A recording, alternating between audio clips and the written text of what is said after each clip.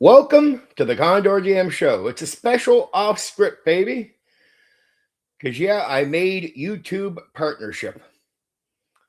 I wasn't sure when that was going to happen. I wasn't sure if I was going to go through a long review or whatnot. But, I told people, I said to myself, the day it happens, I'll make sure if I can do a stream.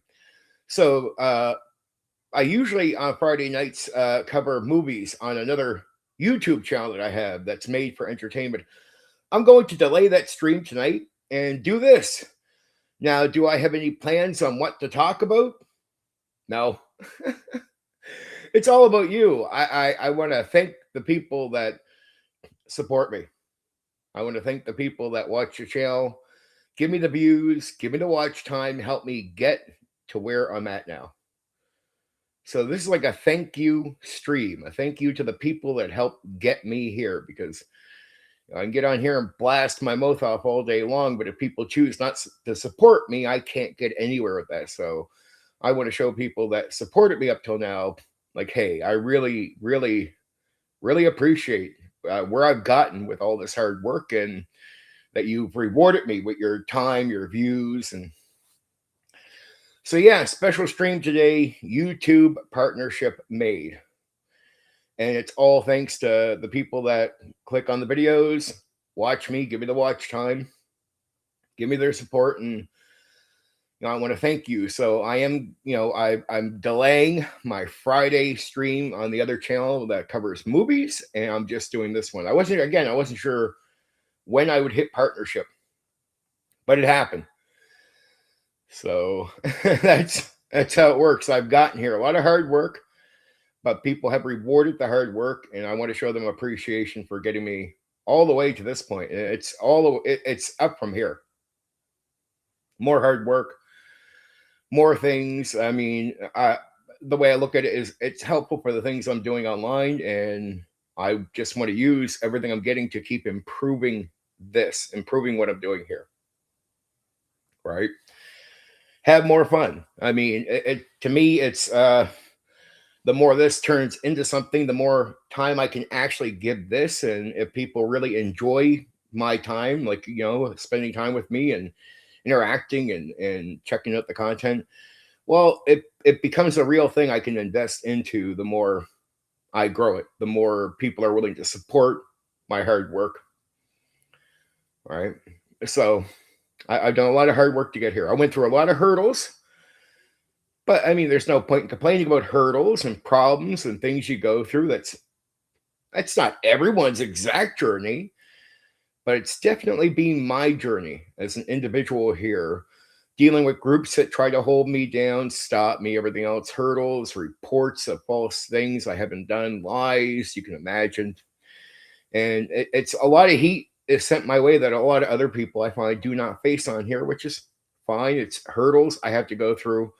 But regardless to everything, regardless to every report, lie, attack, everything, multiple YouTubers doing stuff, regardless of it all, I have gotten through that gauntlet of fire, and I've gotten up to YouTube partnership. And I know it's going to be a whirlwind going forward. People that don't like me aren't going to let up. It's just how that is, right? So instead of expecting that to ever stop or go away, I'm just ready for that to be part of my life doing this, and accept that is part of the journey of being a content creator on YouTube. And for a lot of people, I guess that is. So for me, it is too, right? It's part of the journey.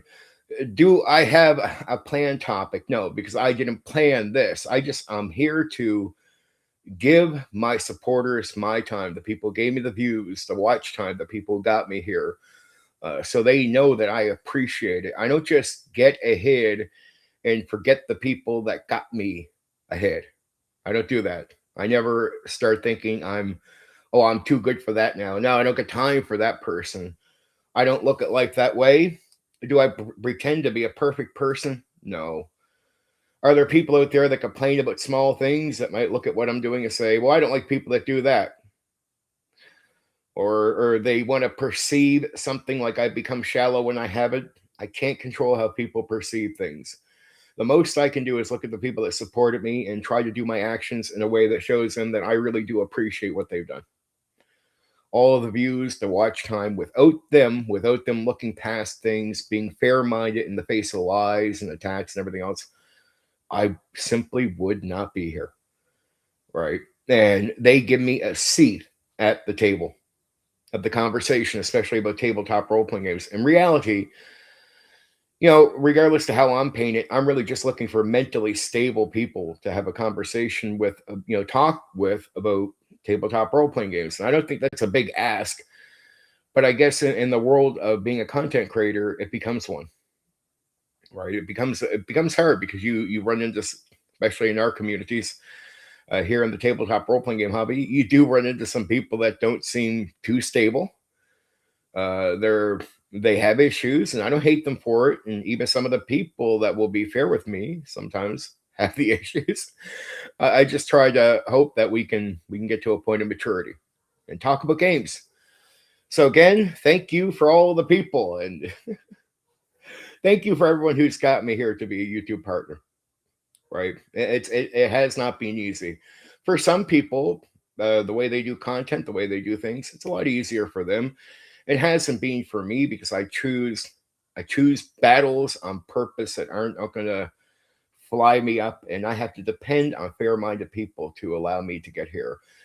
And guess what? Those people have come through for me, and I never want people that help at the start get me somewhere ever think I think I'm too good for them, or I get so far ahead now I can't make time for people. I just don't have that attitude in life, and I've never been that way. Right? I've had a lot of success in life, and I've never uh, stopped looking back at the people that have supported me. I always make sure that's a thing. Be humble. Be thankful for who does what for you. So that's what I'm here tonight to do, is just give back. That's why I'm canceling my other channel stream until next week, because I didn't know I'd be partner right away. Because YouTube can be funny about these things. It can make you wait a while for a review, but I started being reviewed early, so YouTube just instantly let me through.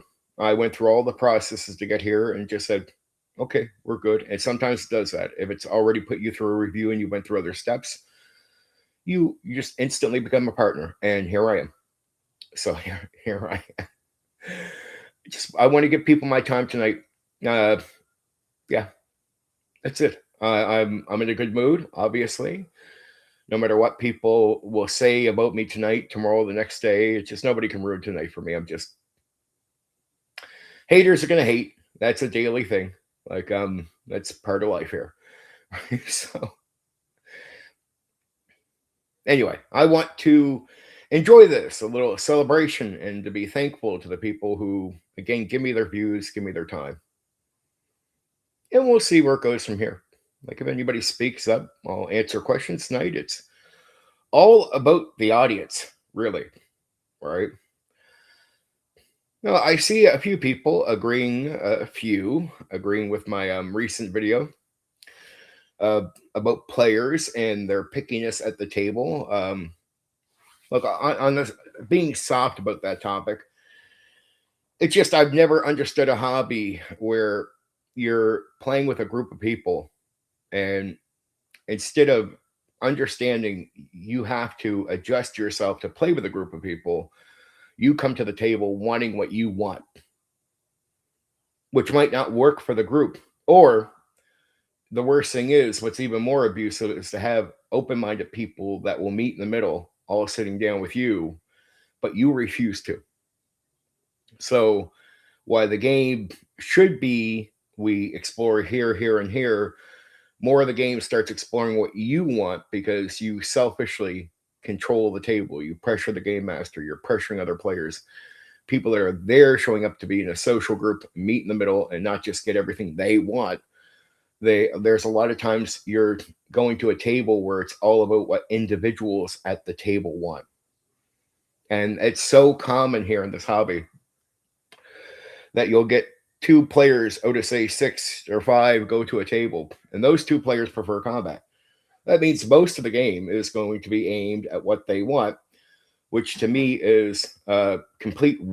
It wrecks the experience for the person running the game. It wrecks the experience for the other people that are playing the game, and it's catering to very selfish people in the hobby. And even worse is when these people will look at a table and think you have to adjust to them because you have no other choice. Like the way they'll play it off, like you don't got other players. So then they feel like they've cornered people. And even worse, if you try to put, say, somebody who likes combat, this is where they can get very selfish. You put them into a game where you're going into social interaction, and they'll actually destroy it. They'll actually half-ass the social interaction to the point they destroy that part of the game and then enforce you to go into the combat. To me, I'm a public game master, so I've always had people waiting in the wings, and I've been spoiled with the fact that I can remove those players from my table all the time, and I do. I'll give them a warning. You're not taking the social interaction serious. This is more than just a combat game, where it's more than a board game. So either you start trying, I'll give you your warning now, or you can tell me you're not going to, and I could just remove you now. We could save time. Or you could tell me you're going to, and I hope you do, but if you don't, understand, if you don't, you won't just get to keep saying you will and then not. You got one more opportunity, and if you waste it, I will remove you from the table instantly. And that's a spoiled situation for me, but there's a lot of game masters out there and other players who have to show up to the table, and they have to meet in the middle. They have to be open-minded to things they don't prefer, but they will. The game master wants to be able to explore different areas of the game, but again, you'll have 2 or 3 players that are going to enforce their way on the table. And it bothers me that so many people cater to these selfish players. I think it's wrong. And calling them out, like sometimes when you call people out like this, because there's so many people in the hobby that might actually have the mindset that you should cater to them, that they'll actually try to project back to the person calling them out, like, oh, you're the problem person for calling them out. It's not their selfishness in a social hobby where they should be meeting in the middle that's the issue. It's you calling them out that becomes the issue, right? And I think it should be called out because there's a lot of people out there. I think I'm saying things they would actually agree with, but they're scared to agree with because it's almost like they think they have to accept this. You don't know how many game masters I've met over the years where I'm like, okay, you have 5 players, right? They're like, yeah. I'm like, 2 of your players prefer social interaction, but they're open-minded. They'll do the combat and try, right? Yeah. Okay. You like combat and social interaction in other parts of the game, right? Yeah. But you have 3 players that prefer combat. And even when you put social interaction with them, they'll actually bust it on purpose. They'll speak out of line.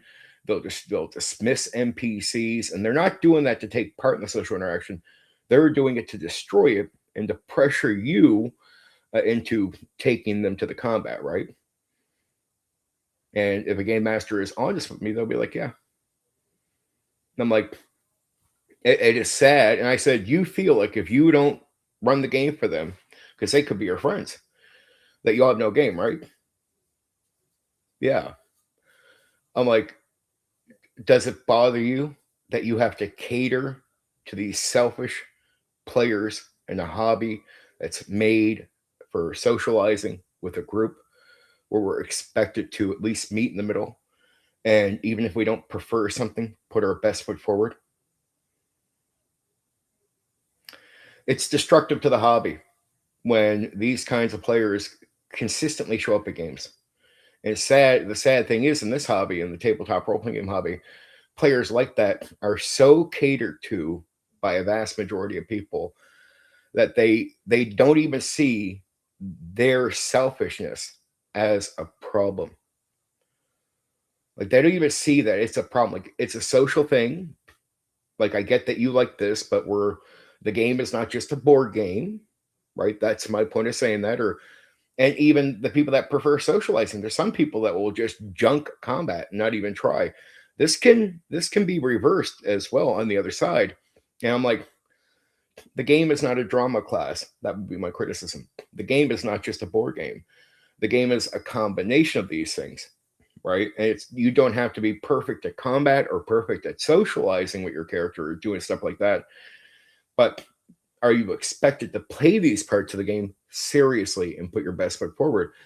Yes. And the idea for socializing, getting along with people is there's some people that like the socializing. So if you're more into combat, you still got to try so they can have their part of the game without you destroying it. They also have to try when it comes to combat, even if it's not their cup of tea. So it's not just blowing up combat. In that area, you can enjoy. And that's how players meet in the middle, right? That's how we can play the games together. And it's not hard to think about that and achieve it. It doesn't matter your taste, you can play the games together. But so many times we are catering to selfish people in the hobby, right? And it's like, it's such a shame that that's not called out more, which it should be. That's where I said the other day, we should have a standard in the hobby. I don't think having a standard is wrong. It's actually a good thing because a standard is what you call pressure. And that puts pressure on people that are selfish to not be that way, to have to think they're under social pressure in the hobby to have to play more open to what the game is and not what they want it to be. Like they pigeonhole the game into a board game. It's not that, right? So it's like that's where I say if you want to play the board game, board games exist. That's my argument, right? Oh geez. Look at me. Making a mess. But yes, right? It's I just think it's so important to call these things out, and very few people do. And when they do, sorry about any background noise, but when people do call things out, because so many people want to be catered to, they want their selfishness to be catered to, it's damaging to call it out because so many people are getting away with it. That I have, like, see, as a content creator, I have to look to my supportive audience that might not even agree with me and go, look, if you think in principle this should be able to be called out, I need your support, because if you're willing to support me and give me a seat at the table, I can become a raindrop that will face down an ocean of bullshit in the hobby. And the raindrop can exist as long as I have some support.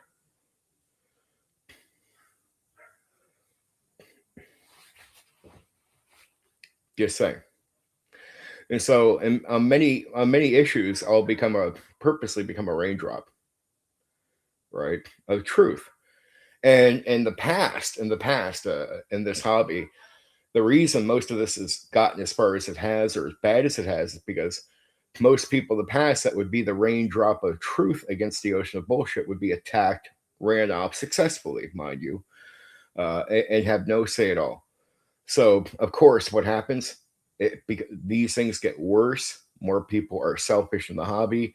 This becomes regular. Nobody pushes back against it, and it just gets to a point where it gets so bad that's where it had to get really extremely bad, to the point where it's so many people are doing it that finally a few people are willing to go, oh, okay, it's that bad, I'll push back, right?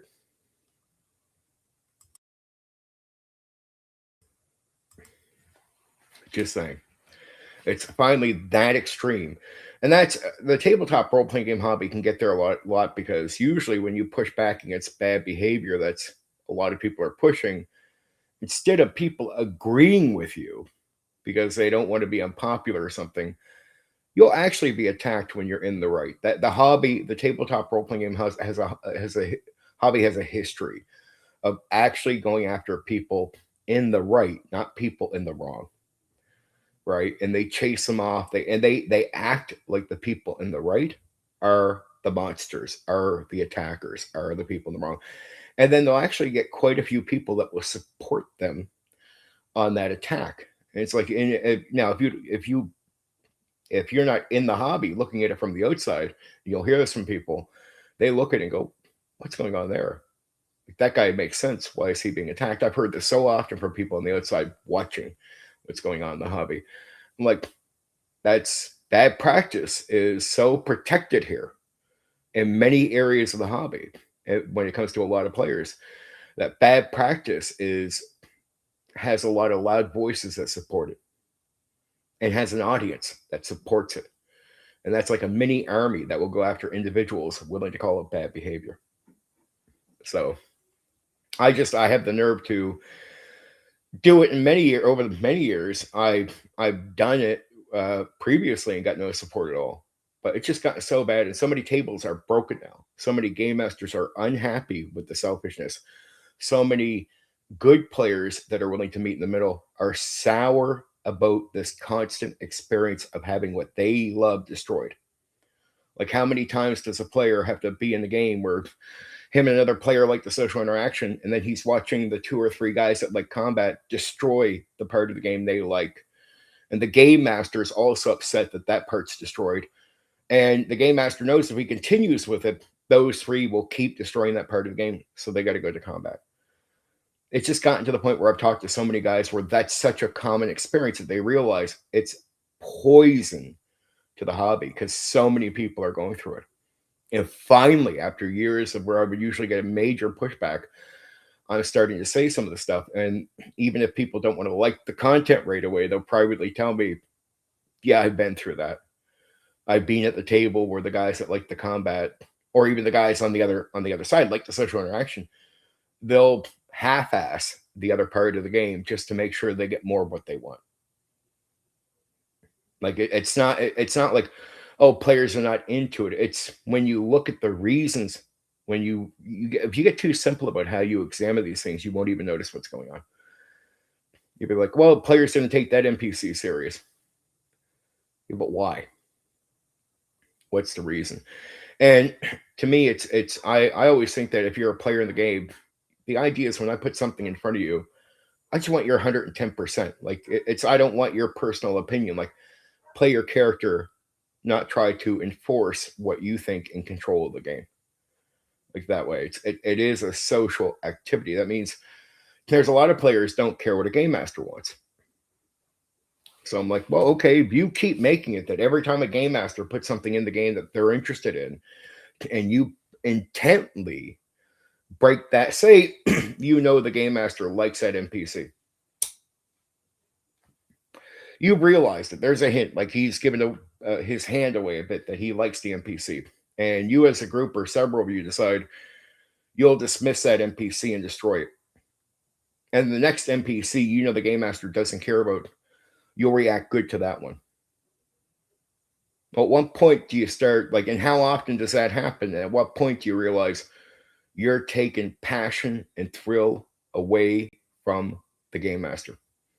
You're taking what they want, you're being selfish, you're destroying what they want, and only going after what you want. At what point do you think the game master just goes, I'm unhappy with what we're doing? Because every time I put something in the game, oh my.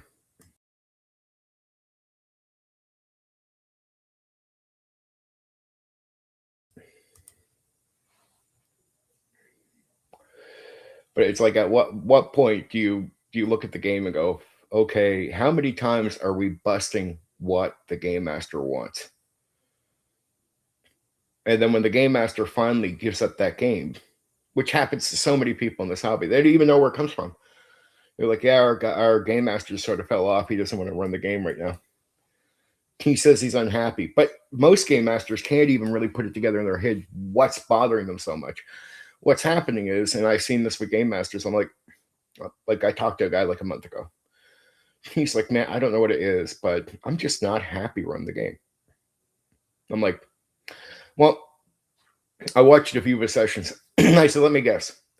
Every time you put something in that you like into the game, that you're interested in seeing players react to with their characters, they bust that, don't they? And then they go for something else. He's like, yeah, that's been happening. I said, that's been happening for what, a year and a half? He says, yeah. I said, is if they're doing it 100% of the time and they're always going after what you like, how much does that bother you? I want you to think about this. He's like, that's destroying me. I'm like, is that a good part of the reason your passion for running the game for them is gone? He doesn't even say yes, he just nods his head. I'm like, do you know you're one of many game masters out there that walk away from game mastering for this reason? and that players are just being selfish, and it's to them, they don't see it as really bad, but it's like, it's one thing to knock one thing you're doing. It's when you start realizing maybe the players don't even notice what they're not aware of how extreme they've gotten, but they're destroying everything. I'm like, your players don't realize, because they've destroyed every piece of passion you have for run the game. This is your unhappiness. I said, you couldn't even verbalize it correctly until you talked to me. He's like, true. I said, they're going to lose you as a game master. And I know the guy's actually good, and they actually think he's actually good. It's like these players are very happy with him, but they've done this because they're so selfish and uncaring and unthinking about what they did. And I said, these guys, you're going to walk away and probably not come back for a year. If not, like, you might not ever come back as a game master. He goes, I don't want to run it at all right now. He says, I've been running games for 25 years. And he's like, it's out of me. And I said, was this the big push? The last few campaigns you ran with everything gone? I was like, okay, well, that clears the air, right? That the players just don't realize that they're knocking every NPC you put in, every situation you put in front of them, even a hint of a hook or something. Oh, that was his idea. Let's go the other way. I'm like, okay. At one point, if you just keep driving somebody's passion away, there, because you got to think about. I want people that are listening to this to understand. That's the guy's creativity being smothered by players. The NPC he put in that he hasn't cared about, you're going to react to, or they're going to react to that, right? But you understand, the NPC he puts in that he wants a reaction to is the one where he put his passion and creativity into it.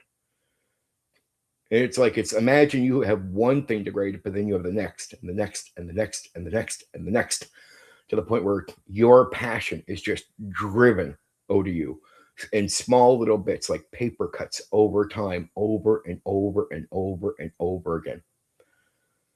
And then and he's a great game master. So these guys are going to lose a game master, and they have no replacement for him. No replacement at all. They will not have a game for a long time. And they're very upset about him wanting to take a pause, because they want to keep gaming. They obviously like his game, but they've been doing the selfishness with him for so long that he's lost his thrill to run the game for them. And I'm like, I've seen that with more than one guy. And I'm like, dude, I said, somebody has to speak up for people in the hobby, because this is not just one or two guys. This is like vast amounts of game masters having this done to them. So people think it's all innocent at first when you hear a story like this, until you realize, you go and you meet like 20 game masters, and like 14 of them are going through this. And you're like, that's not a few. That's not a minor individual story. That's like over 50% of game masters are having stuff like this done to them. And then you go to the games. Like, say I go to a lot of public games. I say that, but the selfish players, right? You might think, well, okay, if that was 2 or 3 games, not so bad. That's more like 13 or 14 games. That's, again, more than half the games going on have selfish players that control if you can even do social interaction properly. So people don't get this. And if you're at home with your home group and your friends, you can assume I'm wrong, or you can assume other things, but you're left to assume and fill in gaps. What I tell people is, I'm telling you from what I see when I actually get out there. I'm not assuming. I'm comparing it to the live games that I watch online, to the games where I go to Roll20, and I've even checked out what they're saying. And then I look at the live gaming areas that I know in person, and it is consistent. Each area, you see this happening, right? So it's like, okay, that's not a small thing. And maybe 15 years ago, it was just 3 groups having the issue out of 20. Right. But it's the longer you go without saying anything or having pushback, or anybody who speaks up gets attacked, over time, things evolve. So people got better at shutting people up, silencing people that would speak up about the few. And so what happens, the more you can't speak up at all, the more it happens rapidly, the more bad behavior is accepted, and the more that goes from a minority to a majority. And then bad players are supported as if there's nothing that their bad gameplay is not even bad gameplay. It's like the storytelling thing I said the other day. I I had somebody come across here. Now, I don't mind the person, but they gave me one of the greatest examples of bad play that should not be accepted in any game being accepted based on an agenda being pushed. Now, I think I've made a just I've I've given a good explanation as to why D&D is not storytelling. Story emerges. So accurate, it's undebatable. But either way, I've also pointed out the agenda behind calling what you do with D&D storytelling, like what it is, and it's all bad. One of the pieces from that agenda driven stuff is it's like somebody telling you they'll use terms to sort of not call what they're doing bad play. They'll say, I was the example he gave was like chaos goblin. And I'm like, well, chaos goblin means he's playing bad. That's what he's saying. I'm playing bad. And he's saying it's okay that I played bad. Why was it okay? Because bad gameplay furthered the story. Like it's the story, the attempt to story tell. So even though you're not storytelling, the excuse that you are, even though you're not, is the excuse to say his bad gameplay was okay because it furthered the story, not even the thing you're meant to be focused on. It furthered the story, and I'm like, well, that's the Chaos Goblin. Just is another soft. It's a language control. That's what it is. Language control, right? To say it's here's bad gameplay. Sorry, I'm just looking at a few things here, moving away, but it's Chaos Goblin is to say bad gameplay. It's a language control, very manipulative, right? Now, do I think he's doing it with some bad intent? No. Do I think he's just gotten used to using the bad language because it is something common? Yes. So I don't think this like a person. The person's a horrible monster, but he's saying I was a Chaos Goblin, meaning I was a trash player playing like trash for a period of time, but it's okay because it moved the story ahead. The thing we're not even trying to do, a story emerges. We're not even trying to tell a story, but within the agenda of pitching that you're doing storytelling, he's saying, well, under the conditions that we are storytelling, even though that's not what we're doing, I have an agenda that says it's okay to play really bad as a player under the conditions that I'm moving the story ahead. And I'm like, I'm thinking to myself, I've heard this so often, so often, so often that, I mean, 15 years ago, it's a minority of people saying it. 15 years later, it's not just a minority, it's the majority talking this way, and it's well supported language. And I'm like, and you want to know why it's that far? Why it's that deep? It's because no one's pushed back on it, and anyone who tries is chased off, canceled out, not allowed to be part of the conversation, silenced, attacked, even threatened. And so what seems like a minor thing 15 years ago, which it was minor maybe back then, what happens is this minor thing builds up to an extreme problem over time, but it's still painted as a minor thing. So to call it out, it's another way of trying to, it's a great way of trying to make it that you can't call it out. It's like people out there that will call truth hate. It's just the truth, but they'll call it hate. Now, why are they calling the truth hate? It's so they can have an excuse to shut you up and say somehow sharing the truth is bad.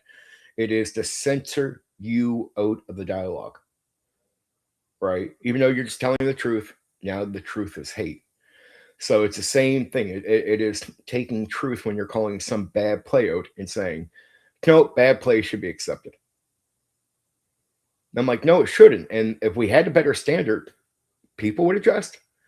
Most bad play out there with bad players they would adjust. Most of them would actually adjust. That's what people don't realize in the hobby.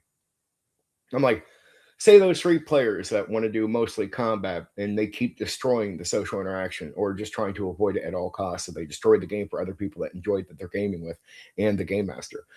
And there's more, if there was pressure where that's considered bad by most people in the hobby, those same players would probably still be in the game and not doing that. And that means the other players would get to enjoy a bit of social interaction. You'd still do the combat, and the game master gets to enjoy all areas of the game. And now it's a social game where everybody is pressured to meet in the middle and be fair. So by not speaking up, but if everybody wants to get ahead too, like a content creator, most guys are doing yes man content or rage bait content. Why do I go on about that all the time? Because that's the type of content that guarantees fast, cheap growth, even if you, the content creator, don't actually care about the content you're doing. Like, and why tell the truth? The truth might hurt you as a content creator. Well, then you can't grow. Then you can't get anywhere. But you're telling the truth. You're bringing something quality to the hobby. You're not just being cheap and shallow in your content creation. But then you got to look at the audience and say, hey, audience, you preach like you want honesty and truth and you have morals and you believe in free speech and you're decent people. Why do so many of you then try to cancel people, censor people, kick free speech out? Why are all your actions opposed to these statements? Is it just you like to say words because it sounds good to say that about yourself, but then all your actions are opposed to that? Most people in the audience. I don't know how many people in the old school, for example, will say they believe in free speech, yet they report my accounts on different platforms to censor me. It is the most anti-free speech thing you can do, yet you hear most of the audience, we believe in free speech. Some of the same guys saying it are the first people to report me. And I'm only talking about games. And just because I say something about a game they don't agree with, they don't believe I should have the right to speak freely, even though they're saying publicly out loud that they believe in free speech. So actions with much of the audience doesn't line up with what they claim, right? And just guys around here, I mean, it's so obvious who lies and who doesn't that it's sad, because if you don't like somebody, it's okay to support the lies. I think that's so petty. Especially I look at the old school that I'm in. Oh my, sorry about background noise. Give it a second.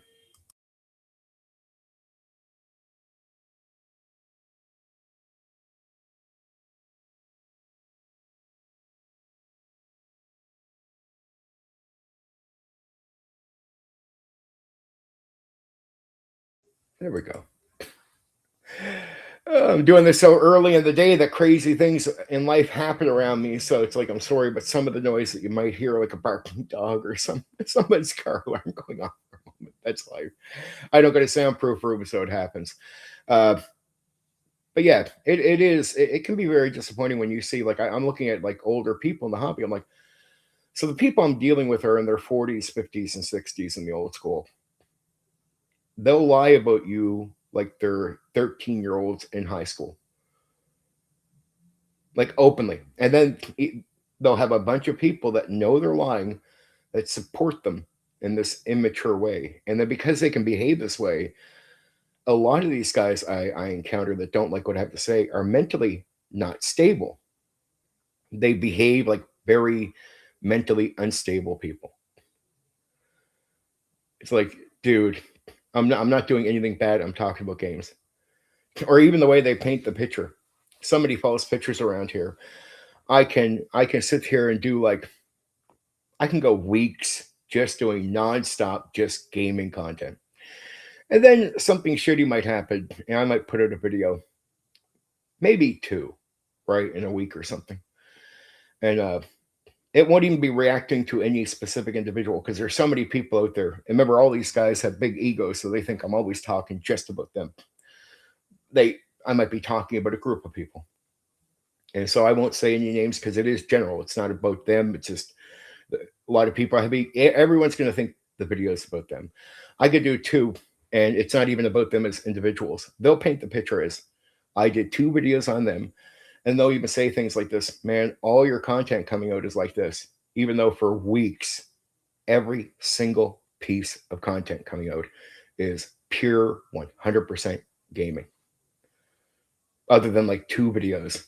And it wasn't even aimed at an individual. No name mentioned, because obviously I have more than one hater. So if I talk about haters or respond to something in a very like critical way, it's at a multitude of people that are talking about me. But yet there'll be 2 or 3 guys up there. That video was about me. Oh no, he'll say it's about him. Oh, he'll say it's about him. And I've done 2, but for 3 weeks previous, 100% just gaming.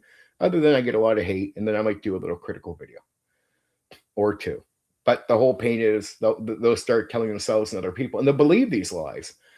The videos were about them, and all my content is that. Like, all you do is do drama content. Well, okay, other than the fact that 99.9% of my content is just gaming, that for 3 weeks before these videos, 100% of consistent, just pure 100% TTRPG content, nothing else. None of that counts. It's living in delusion. So it's hard to deal with people when you live in that world that people are, I think in the hobby, just generally, so many people are used to getting away with so many small, deceitful things. They're so supported. And it's because it's like it's having the mob after you. And you don't even have to do anything extreme. It's not like I'm kicking people's dogs. Like, I get attacked constantly, but it'd be like, well, he said that thing about gaming I don't like. Okay, I did. Many of you won't like it. Sorry about that. Sorry that it bothers you. Not really sorry at all, but I get it. It bothers you. I said the thing about gaming. Now, you're all publicly not going to scream at me, the ones that don't like what I said. You're not going to scream at me about the gaming issue. But if somebody makes up a lie about me, which is an obvious lie, right away, a shitload of people that don't like what I said about the gaming thing won't even care how obvious the lie is that it's a lie. They won't even care. Most of them will know it's a lie without even question, right? They'll know right away. They won't care. They'll jump on the bandwagon, attack me, and they're attacking for the lie, but in reality, they're all mad at me for what I said about the game that they don't like. That's where I've told people over the years, I get attacked by people for what I say about the games, not the things you're hearing them accuse me of. The accusation is just an excuse, because what they really want to freak out about is what I say about the games. Right? That's the part that pisses them off. It's just they can't publicly, because how foolish would you look if you're in your 40s or 50s and I say something about miniatures and you you go fucking crazy on me. And they actually did this. You go back like 7 years, and like, they can't get away with it now, but 7 years ago, what started all the hate at me was, but they can get away with this back then. I did it. I've said the story many times, but I did a 3-minute video. There was no more than 3 minutes. It wasn't even 4 minutes. And it was a video where I said, because I've heard so many people trash on Theater of the Mind at the time, pure Theater of the Mind. They would promote miniatures. Almost nobody would be in favor of Theater of the Mind. Nobody would speak favorably about it. Almost nobody. And I'm like, well, okay, there's like 2,000 pro miniature videos out there that trash Theater of the Mind. Okay, I'm going to do a 3-minute video, a short video, actually. Never planned for 3 minutes. Just initially, when I started recording, I'd do a short video saying, I prefer pure Theater of the Mind. I actually think it gets you into your imagination, into the flow faster. So I think that's just true. And that's an opinion. All these guys are sharing opinions. Now, I'm just going to say my opinion. So I did that in a less than 4-minute video. But in the video, I'm so courteous. I said, I have nothing against people that like miniatures. I get along with people that like miniatures. I think there's nothing wrong with miniature gameplay. I say all these courteous, nice things, right? Now, so you think that's not so bad. Just Steven's opinion is he likes pure Theater of the Mind. He thinks that it's going to produce something better. Okay, doesn't sound like a big issue today in 2026 to a lot of people. Now, go back 7 years when I did the video, there was a bunch of the old school guys who really have a thing for miniature gameplay. Now, they took my video as an extreme attack. Like it was an identity attack. I was attacking who they were. I got crucified. It started with streams. And it was started with streams and videos. And the thing is, what people don't understand is these streams started and they never stopped. So I start getting attacked. And I mean, they're flipping out, verbally out loud in public. Like they're freaking out. Just forget even all the lies they usually tell about me now. These guys were doing this just about what I said about gaming. Now, today, if they did that now, they'd look crazy because I've spent years calling that out to the point it got embarrassing. So I planted that seed enough that now if they try to do that over gaming, it looks stupid on them. But at the time, they could get away with it. And so they went extreme. What most people don't understand is here it is many years later, and people ask me, why do so many people hate you in the hobby? It's because of what I say about games. It's not about a fake imagery seat where they know it's fake. I know they're not mad about that. It's bullshit. Majority of them right away knew it was bullshit. I knew they weren't mad about that because it's bullshit. Anyone who knows me for all these years knows, oh, yeah, he didn't do that. Attacking people on Discord, yeah, all fair-minded people know I didn't do that. All fake. People do that right away. Yeah, they knew. I knew they knew. They're all going to freak out about, like, it's over what I say about the games. Or the fact that I don't put up with shit. It's like, you know, it's I can push back. I don't get some guys, very weak, insecure guys. Guys will, I remember for years they'd be on panels saying, Condor can't take any jokes. Oh man, I get attacked all the time. Take it and come back here casually laughing at you. You go see these same guys.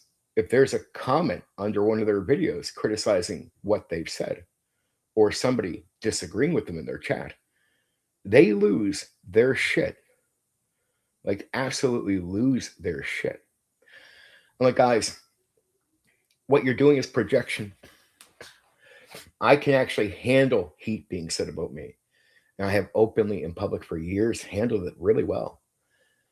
It's you, and you're saying I can't, but it's projection. And in public, people are seeing you not be able to handle basic criticism. Like they're watching you. You say, I can't handle the joke. You can't handle anything. Right? I mean, I have 20 YouTubers at periods of time attacking me all at once, streams, videos in the same weeks. And it's like, I'm just making content like I'm completely okay. Yet one slice of criticism at them and they fall apart. Complete collapse, complete freak out. I'm like, it's complete projection they've been doing on me for years. It's always, I always like hope that people without a bias, and many people have, which I'm happy to see now because I've talked to a lot of people. Many people that are biased will finally look at instead of the claims, the verbal out loud claims, they actually look at the actions. And I'm happy to say now that I have more people looking at the actual actions, what's said about me or what they claim about themselves compared to me.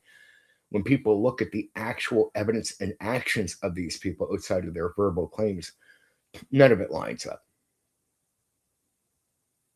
Like, it doesn't line up. Like, you guys can't take shit. So I always hope they calm down because I know it's a big fake. It's like calling me a lolcow. I remember they tried to do that. And I'm like, yeah, but it's all the guys are on a stream. They're foaming at the mouth. They're freaking out. I'm like, here's a large group of lolcows projecting. They laugh, but it's to cover up anger. See, it's a fake. They're really angry. If I'm a lolcow, they wouldn't be angry with me. They'd just be laughing. But the laughing is a fake to hide anger, right? And so what would I do? I do videos about the guys doing them, and I'm laughing. I'm genuinely laughing at the entire group of them. And the reason I can genuinely laugh at them in the videos I was doing as my response videos back in the day, like only months ago, was because I was laughing at them as actual lolcows. Like, given that I know the truth, you have no idea how funny it is to watch you guys go through this. To see all you fuming, angry on the stream, the audience angry, pretending they're laughing, the guy in the stream angry, pretending to laugh at me.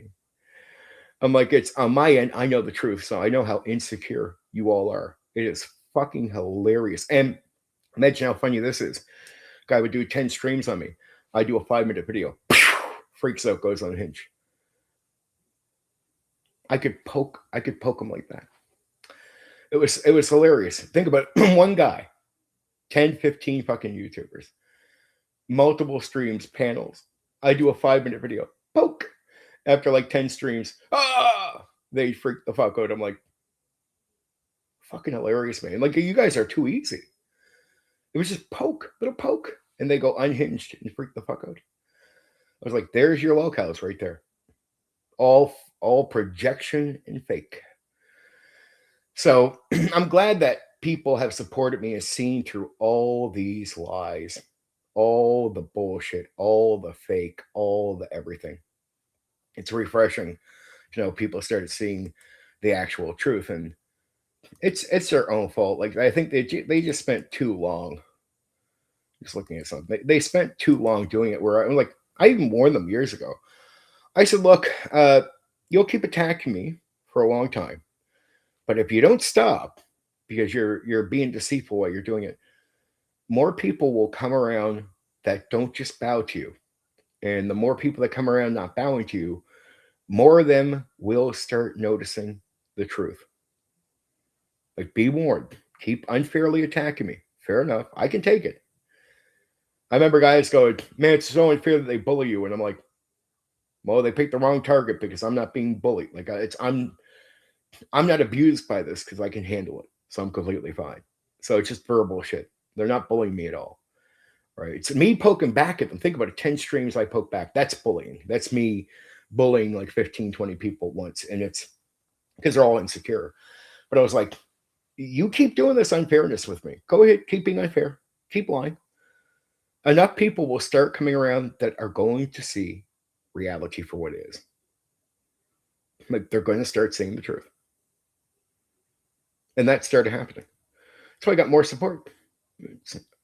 Like recently, well, not recently, like 2 years ago, I remember a bunch of them trying to say I bought subscribers. It was like, man, I do content. I'm like, sorry guys that you don't see it, but there's a lot of guys that like my content that just sub because they like the content. Like, I actually do decent content. I am a charismatic guy. I know gaming really well. So they're going to sub to me. And they were surprised because for years, they just assumed people with my opinions would not get support. And unless you're playing Yes Man or Rage Bait, you get nothing. Right? Like, unless you're feeding the shallow part of the audience, you won't get far. I'm like, you're right. I haven't got them. It took me a long time to break through and get to more honest people. Right? But I do good content. I actually do good content. So it's like, anyone who's honestly looking at my content and then looks at my followings should say to themselves, yeah, I can't, like, there's no reason I shouldn't be there. I do good enough content to be there. So I've never had to buy subs. That started like 2 years ago. A guy named Ryan started accusing me of buying subs. And I was like, sure, dude, whatever. I don't know. I don't know how to do that because I don't bother with this shit, right?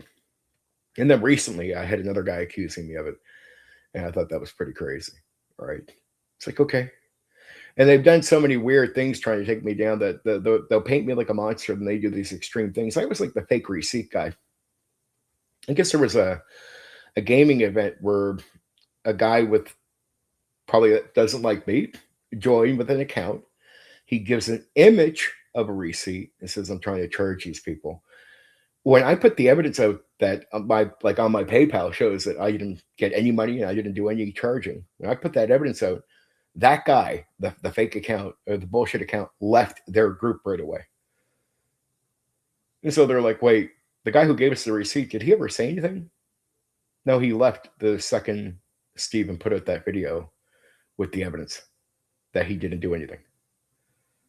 Like, how ironic. That guy leaves just as I put that video out. Funny shit, eh? The timing. I put the video to my PayPal thing. And it's like, boom, he leaves right away because I didn't do it. Sort of that upsets people. But there you go. There's all the heat there. The first hour is just me because there's nobody talking right now. So wait till people come around to talk with gaming. But there's the hurdles I've had to go through. And it's good to let you guys know what the hurdles were. Like, they won't stop. Like, I'm not, this is not a complaint. This is just me saying this is what I went through, and I'll go through more. There'll be more accusations, more attacks, more reports on my accounts. Like, this is never going to stop. But I think that's okay. I've become numb to it in the right way. It's not that it doesn't matter to me, but it's like to the point where I'm like, okay, this is just what it is for me to be a content creator and tell the truth in the hobby. Okay, for me to have a seat at the table and tell people, be a raindrop of truth against the notion of bullshit, I will continue to be attacked. I will continue to be lied about. Everything will continue. Nothing will stop. So, and the other part is I'm not a forgiving person. Like, at this point, I religiously have changed my ways. As far as I don't hate people that wrong me, but I have gotten to the stage where it's one thing to you learn to not hate somebody. So I don't feel angry towards people that have wronged me anymore. But at the same time, I don't really do second chances. Like, I don't really believe in them for most people, and very rare do I ever give them out. When you get them, it's like, man, that's like money, baby, and that's a rare event. When I bothered to give it to you because maybe something happened where it's like, okay, I'll let you be part of the conversation again. You just better see that as something extremely valuable. And if you're careless with that, holy fuck, what a stupid move. Because it tells me you really don't know me. Like, you can ask other YouTubers around here for years. Like, has Steven talked to you like for years? Ask people in my life that I cut off like 30 years ago. Has Steven ever given you another chance after like 30 years? Like, my second opportunity with me is so extremely rare that the chance that you get it is almost impossible. On gambling, you would not see it as much of a chance in your end.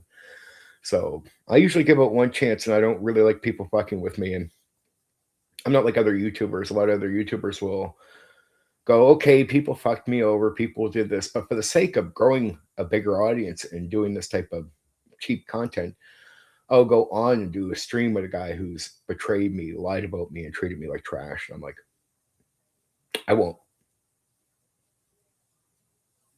Not me.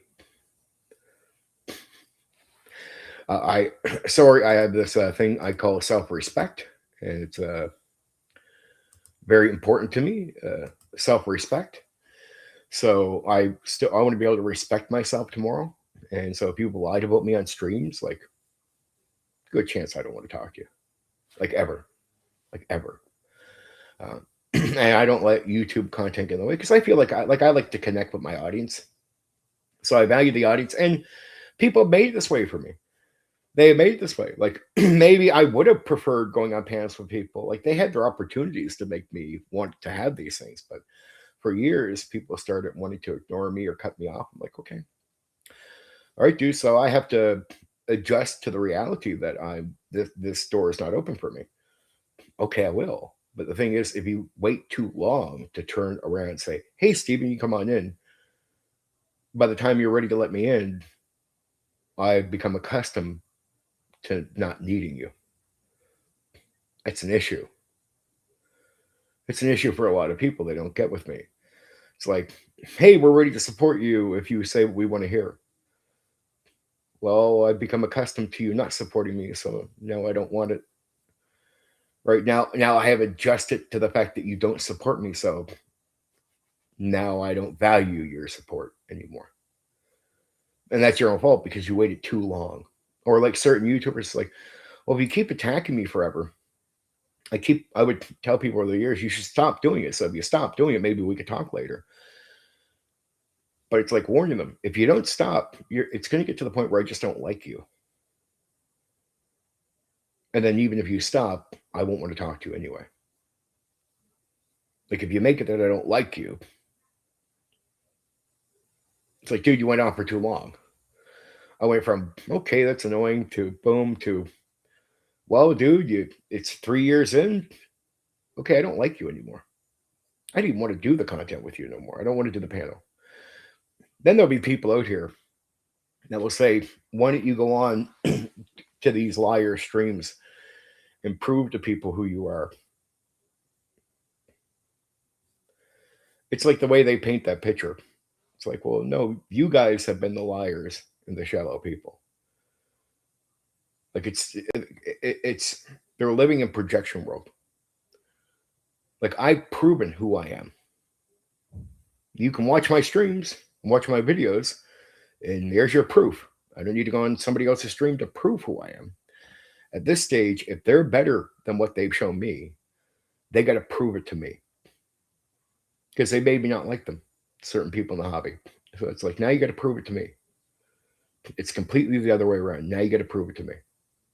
So I put that shoe on the other foot. It's like, no, dude, I'm not the liar. I'm not the person who's been attacking you. So you got to prove to me that you're decent. All right. Before I'll ever even consider liking or being open to streaming with some people now. It's like, dude, I'm not going on. And then when I don't want to go on, instead of people thinking, it's sad because if I say I don't want to go talk to people, then they think it's like, oh, it's okay. We'll just keep attacking you then.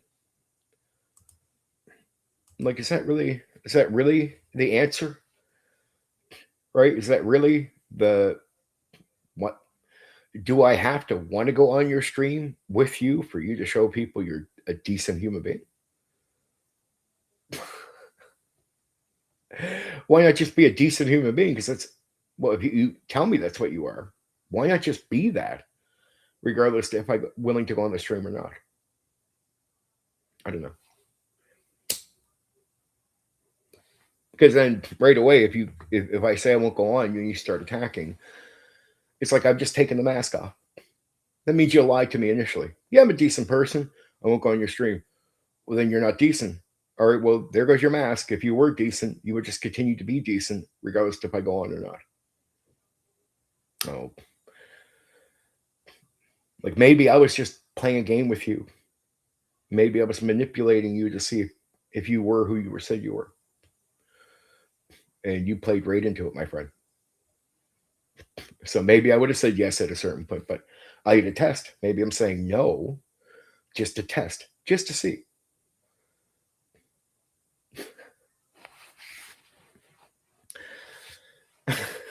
It's good to test people that are deceitful. It's good to use a little bit of a white lie sometimes to test people. Like I've said in the past, like most of the time I say I won't go on, but I mean, there's been a few white lies where I'd say, well, I won't talk to you. And then it's really, I would, but I want to see how they'll react when I say I won't. And right away, they show me exactly who they are. And I'm like, wow, okay, good. I'm glad I decided to test that before agreeing to talk to you. Or people like to kick you when you're down and a lot of people around the hobby don't understand me too well. I'm one of these people that will hold things against you. I especially remember things that you do to me when you think I'm in the dirt. So when you kick dirt in my face when I'm down, I especially want to make you pay a price when things are better. Like, oh fuck, that's the worst thing you could possibly do is kick dirt in my face when I'm down. Like that, it's the worst thing you could do in my life. Because I will hawk eye you. I will remember that in graphic detail, and I will hold it over your head in the most extreme way once I'm doing better. Like it's the worst thing you could do to me. Because I'll be like, yep, remember you'll be fucked over once I do better.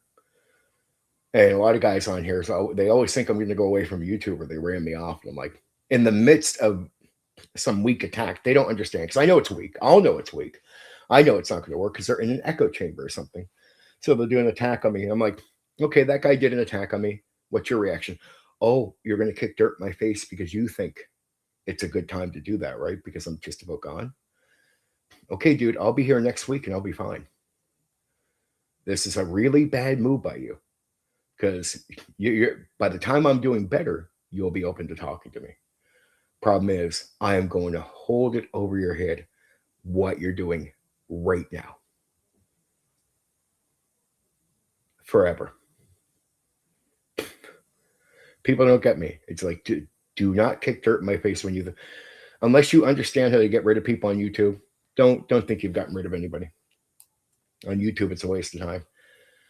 Like I can talk about some shit next week. People will forget. You attack me, people will forget. Things don't hold up on YouTube. There's so much content people are waving through. They forget stuff right away, or stuff don't matter. They're mad this week. They're not mad next week. It's like you should. It's like people just pay attention, man. Oh, we got Steven down. Yeah, well, that will last about 4 days. And if you'll have to continuously attack me to rapidly hold me down. But some people have over 7 years. I've been so repeatedly attacked that with some communities, it holds me down. When they shut up for a while, some of the echo chamber audience will start coming over to my channel. That's how much this stuff does not hold up. People have hated me for years. Will start cycling over to my content when things go quiet for a while. That's how quickly things.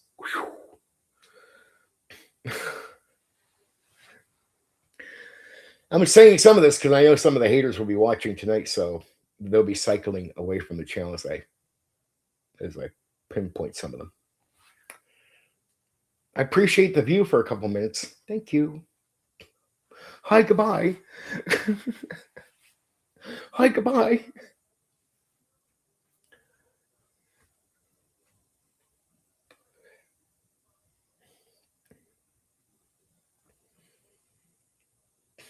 But there you go. There you go. That's the full hour. That's an hour and 6 minutes of me getting that shit out of it. And I just wanted to explain it all calmly. Because sometimes I do videos and I don't do it that well. I get worked up. Or I'm very harsh sometimes when I say the stuff. So I figured a lot of this be reasonable. So there's my recent video and why I did it. There's some of the drama, because I'm tracking it back. This is a celebration night, but it's also a night to look back at the many years it took me to get here to become a YouTube partner. And I could not skip over the heat. There's no way. That's a big part of my story. It's a huge part of my experience on here is the heat and the hurdles I have faced. To ignore them is to pretend they didn't happen, which they were a major thing in my experience on here. So it'd be trying to live in a delusion to not bring them up and just go over them, right? But there's been a lot of positives, connecting with a lot of people, fair-minded people, people that like different games, people that like my advice. The many years of people telling me how I saved their game, how I gave them good advice. And I know the advice is always good. And it's sad, a lot of people tell me in private, a lot of people won't believe this, but a lot of people tell me, people that don't like me won't believe this, but a lot of people, because of the image that I'll get from certain people, a lot of people don't want to speak to me in public and then get heat for talking to me, right? So they'll tell me in private, man, your advice helped my situation. And the reason I'll get a lot of it over the years, like people ask, like some people tell me in public that thank me in public for helping this. All my advice videos are all things I actually did at the table, not assumptions, not me filling gaps in, not me making shit up. And I'm speaking to a majority's experience. So you're simply going to run into my advice. There's enough guys out there that are going to run to my advice, and no matter how much heat I got on me, they can't. It's the reason I have an impact. It's like, here's another thing. Recently, I did a video. I even put it back up with the right-wing thing. It's just to prove a point. And I did a video where it wasn't about politics at all, right? Because people say I don't have impact and nobody pays attention to me. So I did a video that said right-wing echo chamber. Now, I am talking to a group that would consider themselves under that label. True. The content of the video has nothing to do with politics. It is the label of the people I'm talking about, but the content in the video has nothing whatsoever to do with politics at the table, politics in the hobby, Nothing at all. Listen to the entire video. I mean, every word of it to the end has nothing to do with politics. It's just me using I call it a right-wing echo chamber. That's what I call it. It is. It is that. And I am calling it what it is. But in the content of the video, there's no politics. Now, I did that as a bit of a troll, but it's not inaccurate. The title is right. I am talking to that group, but the video itself has nothing to do whatsoever with politics. Like, nothing to do with politics at all. Right? Now, if you guys know this, if any of you know this watching out there, you'll know there's like 10 or 15 guys that will talk about politics in their videos and streams in the old school. They'll mention politics, they'll mention woke, they'll mention all this stuff, right? Okay. Nobody complains about them doing this. Pretty much it's a quiet silence in reaction to them doing it. It's so common. Okay. I put out a video called me reacting to the right-wing echo chamber in the old school. Now, I'm a conservative. I don't care about politics, but I want to make the point that it's not like I'm a leftist coming from the left. It was just a label I was using because they would fit under the label. The label was accurate, but the video is not about politics.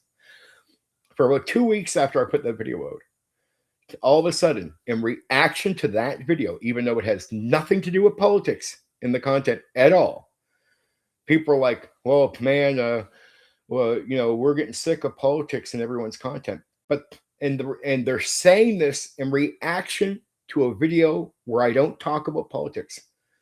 Just because I put a video called Right Wing Echo Chamber.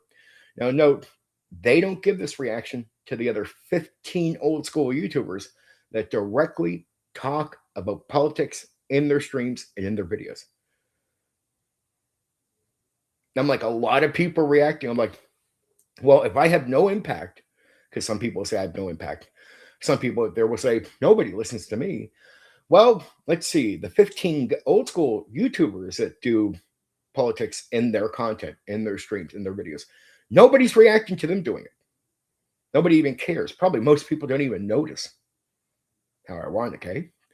But I do a video where the content has nothing to do with politics at all. Start to finish. It has nothing to do with politics. It just says right-wing echo chamber because it is just the label of the group I'm reacting to. But the video has nothing to do with politics at the table, has nothing to do with politics in the hobby. There's no political content in the video, start to finish. It is an accurate title for the video because I am talking to a group that would fit under that label. But I'm doing this in a bit of a trolly way on purpose, but I am using a label that would fit the group. But the video on purpose has no politics in it. Like, it's just empty of politics. It is not about politics at all, start to finish. But I am talking to what you would consider a right-wing echo chamber. And they would consider themselves to be that as well. It's not even denial of the label. It's just the video has nothing whatsoever to do with politics. So you got to use accurate titles. So that the title in itself is accurate because the label fits the group. But the content of the video has nothing whatsoever to do with politics. I mean, not even a pinch. How ironic, eh? So it's a bit of a push. But people, just from the title, for the last couple of weeks, have been saying, yeah, we don't want politics, like to talk about politics. We're sick of politics in the hobby. And it's a reaction to my video that has nothing to do with politics. Just because I did a title called Right Wing Echo Chamber. That's all I had to do. Yet the 15 guys out there that are old school YouTubers that are talking about politics in their streams, in their videos, nobody is giving a reaction to them or saying any of this as a pushback to what they do. So when people say I have no impact and people ignore me, I'm like, bullshit. Bullshit. There's 15 guys out there you are ignoring, and they do that in their content. I do a fucking title on a video that has nothing really to do with politics. And suddenly I get a reaction for 2 weeks. Hilarious. Hilarious. It's like I don't know how that video was so funny because people were coming across the video and I knew they were only reading the title because it was so funny how many people were commenting. Well, I leave politics out like at the table. And I'd see a comment like that, I'd be like, I'm going to guess that you didn't listen to the video.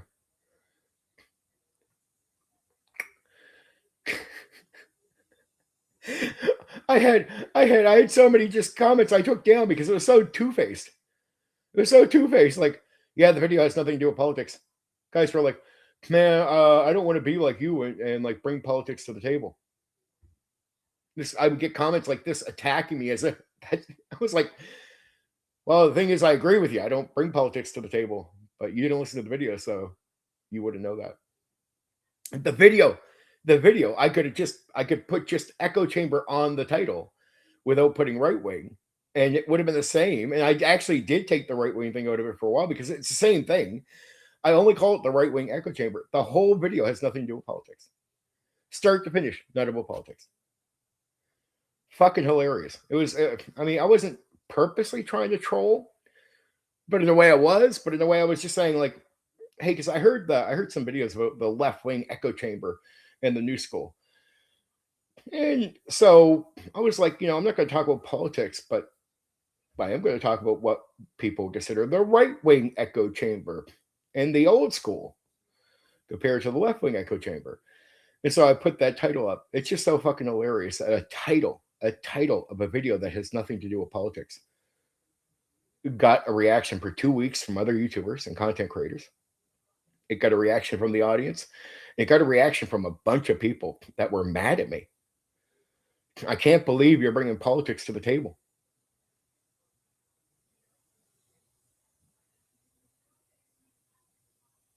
Okay. I'm not, though. You just didn't listen to the video. It's 1,000,000% clear. You did not listen to the video at all. Like, I punked you. You got punked. Go listen to the video. And I embarrassed a few guys. I was like, okay, yeah. Hey, do me a favor. Listen to the video and tell me where I mentioned about bringing it to the table. And that was like one of the first guys to comment. He went back. He's listening. He's like, comes back. He's like, he even says to me, you didn't mention anything about politics in your video. Ding, ding, ding, baby. Ding, ding, ding. You got fucking punked. You got trolled. I wasn't even trying to troll you to that extreme. I was doing a funny reaction to there's a left wing echo chamber. Well, I've dealt with the right wing echo chamber, but then I just tell about my interaction with the group. I don't talk about the politics at all. I'm just naming the group like we have a right wing. So it was a sort of ha ha reaction to this thing I seen out there. But the video itself, zero politics. No politics. No, and I don't believe in and I'm purposely not doing politics on the channel.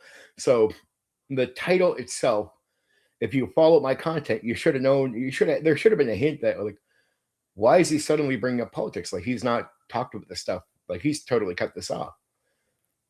It's still cut off, dude. The title was a bit of it wasn't about politics. It really wasn't. It was just meant to say there's echo chambers all over the hobby, right? And they all have issues. Like if you're in a bubble or an echo chamber, it's terrible. I don't care if it's right, left, or whatever you want to call it. Whatever. If you're in an echo chamber in the hobby, you have issues, right? There's going to be problems with that group of people, right? So that was the obvious. It was like, just look, I don't the right wing version of this. But again, no politics. That was fucking hilarious. It's just so many. I so many guys. I just said, yeah, you're full of shit. You're not even watching the video. So gone, gone, gone, gone, gone, gone, gone.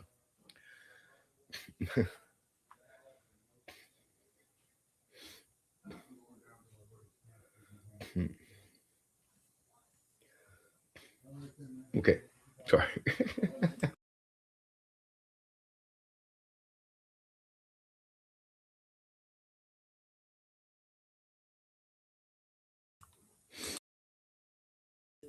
Not all right.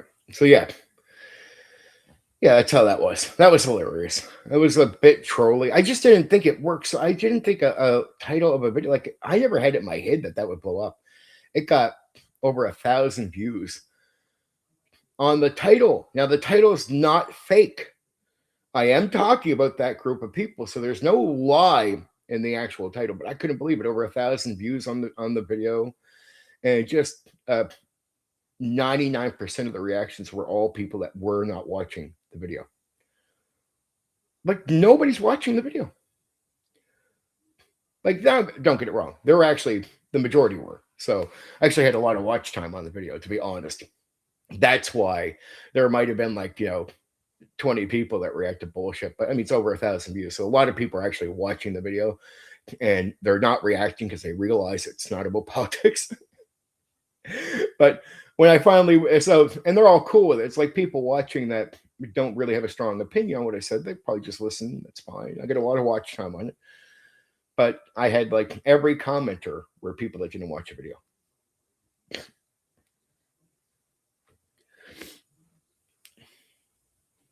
What am I supposed to do? I even put in brackets at one point for a bit, like it's not about politics. Just because I wasn't intending to troll that way. I didn't think there would be that many. I don't know, trying to be nice. That many not so bright people that would come across it. It's like, guys, if you leave the comment and anybody listens to the video, they're going to look at your comment and go, man, that guy didn't watch the video, did he? No, because the video has nothing to do with politics.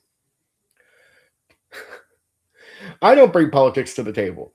I don't believe in bringing it to your table. I don't believe in making politics a big issue in the debate. I preached on my channel so many times. I've gamed with liberals. I've done all this. For me to have brought a video, then complaining about this stuff as if it's an issue would be to contradict what I said. Obviously, I'm not going to contradict what I said. Like I game with everyone, liberals, people in the middle, people on the right. That's always been the hobby. I preach this in several streams, really make an issue out of it. Then I bring out a video, and people are like, man, you're just all about bringing politics to the table.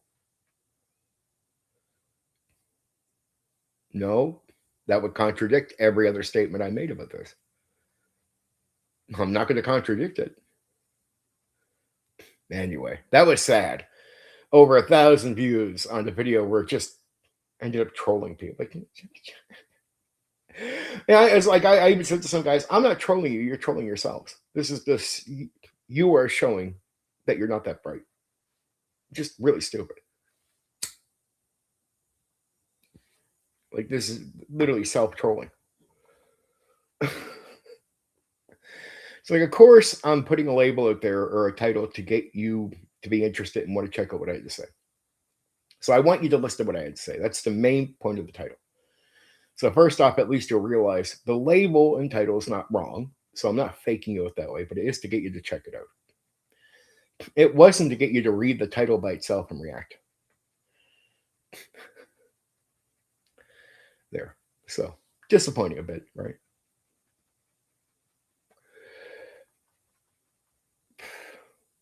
I did a really good stream the other night. Well, not really great, but I like the fact that I covered it and let people know about it, which is the historical reference series, which is about second edition AD&D covering. Okay, I got a comment. Let me see somewhere.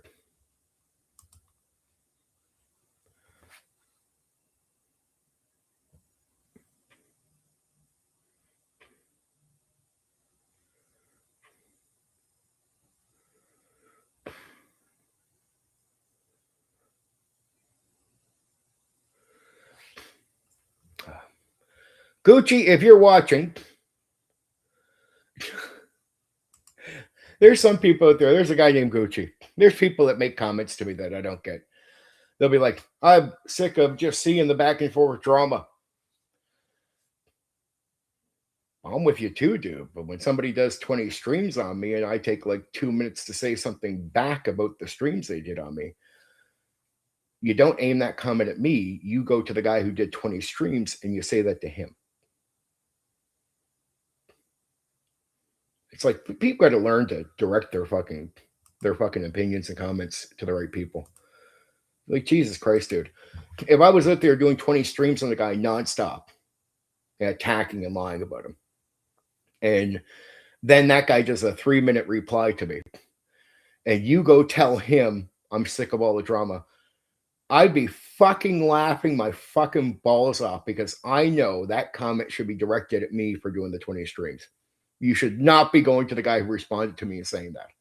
That's the most pathetic, stupidest fucking thing you could do. It's so two-faced, and you're just completely blind to reality about what you're talking about. It's like, dude, I just did 20 streams on the guy. This should be preached at me, not him. Why are you telling the guy who gave me a 3-minute fucking response, which he's justified to do? I just did 20 streams on the guy. Like, you don't tell him to calm it down, because he has the right to respond. You tell the guy doing the 20 streams to fucking calm down, man. I'm sick of you going on. The guy who did the 3-minute response after your 20 streams, well, he has a right to say something back to you. You don't go to the guy who's, it's like, imagine this. Imagine in your mind, a guy can attack you, destroy your reputation, lie about you in 20 straight streams. And then you're looking at the other guy going, please don't respond, man. Just let his lies hold. Let his attacks hold on you. Just please don't counter his lies. Don't tell people what he said about you was a lie, so the lie holds up his truth about you and destroys your reputation, and people never hear you counter it.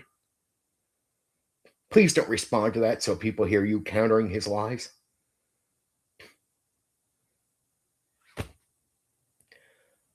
Oh my fucking Christ. I can't stand stupid people. Gucci, I don't hate you, but your response to me just now in private was one of the fucking stupidest fucking things I've ever read in my fucking life. Please, dude, if somebody does 20 streams on somebody, you don't go to the guy who does a fucking few-minute response. You go to the guy who does 20 streams and tell him to calm the fuck down. You don't tell the guy who has the right to respond to 20 streams done on him that he needs to calm down. You got to let him respond. That's a right. Hey, if I've done 20 streams on the guy has earned the right to respond to me. He's earned it. I've done 20 streams. He has a fucking right to respond to me. Right? Jesus. You don't tell the guy who has a right to fucking respond to shut his mouth and not so many words. Stupid. Gucci, fucking dumb. Fucking stupid, my guy. I don't hate you, but that's stupid. That is dumb. Right? And if I do 20 streams on the guy, he has a right to respond to me. That's an earned right. That's a justified response. And you got to be able to see it that way, my dude. You can't be that antisocial in life that you're that stupid, or you have to admit you want things to be unfair. You want guys to lie about somebody, and that guy has no right just to simply say that's a lie. Because that is what you're the way you look at it. That's the way it would play out if things were done the way you're saying you'd like it done. So when somebody lies about someone, the lie holds up as true without any pushback. How dumb is that? If somebody does 20 streams on you, you've earned the fucking right to respond to that. And people have to be okay. Like, that's a social right to respond to that. Gucci, fucking stupid, my guy. Fucking stupid. Next time you want to say you don't like to hear things, go tell the guy doing the 20 streams. You tell him that. You don't tell a guy who's done 20 streams on another guy. You don't go to the guy who has the streams done on him and tell him that. He has the right to respond. 20 streams done on him with lies. He has the right to respond. It's a social right. You said enough about that guy. He has the right to respond to you. He's not a bitch. He's not crying. He's not doing nothing. He said 20 streams with lies done on him and lies told. That guy has earned the complete right to respond to the 20 streams. A social right to respond. Right? You don't go tell the guy who's responding to calm down. You go, Gucci, so fucking dumb, stupid, and antisocial dumb. It's like you don't even know about socializing properly. You go to the guy who's done the 20 streams and you go, man, I would like to see you stop, but I don't like this. You tell that guy. You don't go to the guy who's had the 20 streams. I just don't. How can you be that backwards in life? Like, I don't hate you, Gucci. That is one of the dumbest fucking responses I have gotten from somebody in a long time. So fucking stupid. So fucking stupid, my guy. I could understand if it was just like 20 streams back and forth, but it's like, that's not how it was. 20 streams done, I do a reply. The guy would do 2 or 3 more streams. He's done whole streams completely dedicated to me, multiple streams. So if I respond to the guy, it's an earned response. That's what it is. And if you don't want to hear the response, if you hate the back and forth in that way, you don't tell the guy causing, or you don't tell the guy responding to what's caused. You go to the guy causing it, right? Which is the other guy. And you tell him that. I mean, just trying to hand tie somebody. Imagine I tell some powerful lies about a guy. He should come out. He should have the right to come out and say, no, that's not true.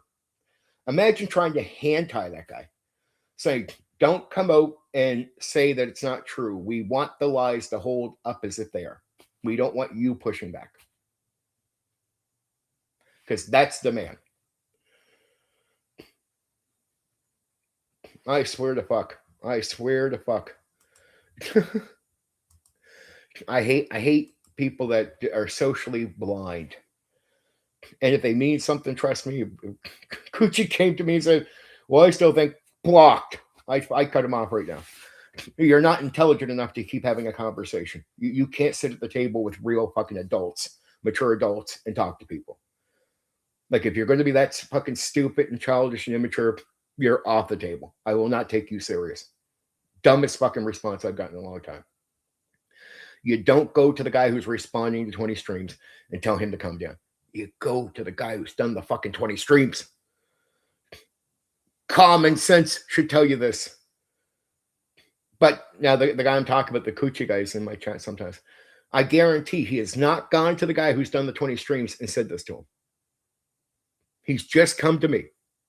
The guy responding to the 20 streams.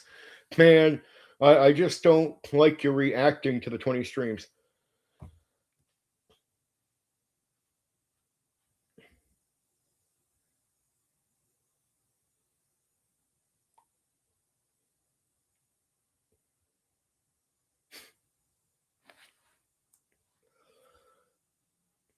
Painfully stupid, dude. Painfully stupid. Painfully stupid. There's no justifying that. Painfully stupid. Painfully stupid.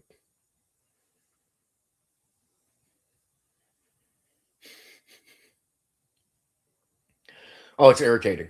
If there's anything that could piss me off, it is extreme glorified stupidity. Glorified fucking fucking pidity. Fucking glorified stupidity. Insecure fucking pidity. Grow the fuck up, right? Start being a fucking man, because I know that's what you're supposed to be. Supposed to be.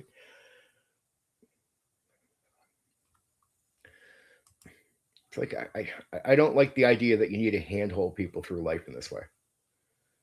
It's like, dude, do I need to teach you how to talk to people, right? Like, is this where we're at, my friend? I got to teach you how to speak to people properly. What kind of nonsense is that?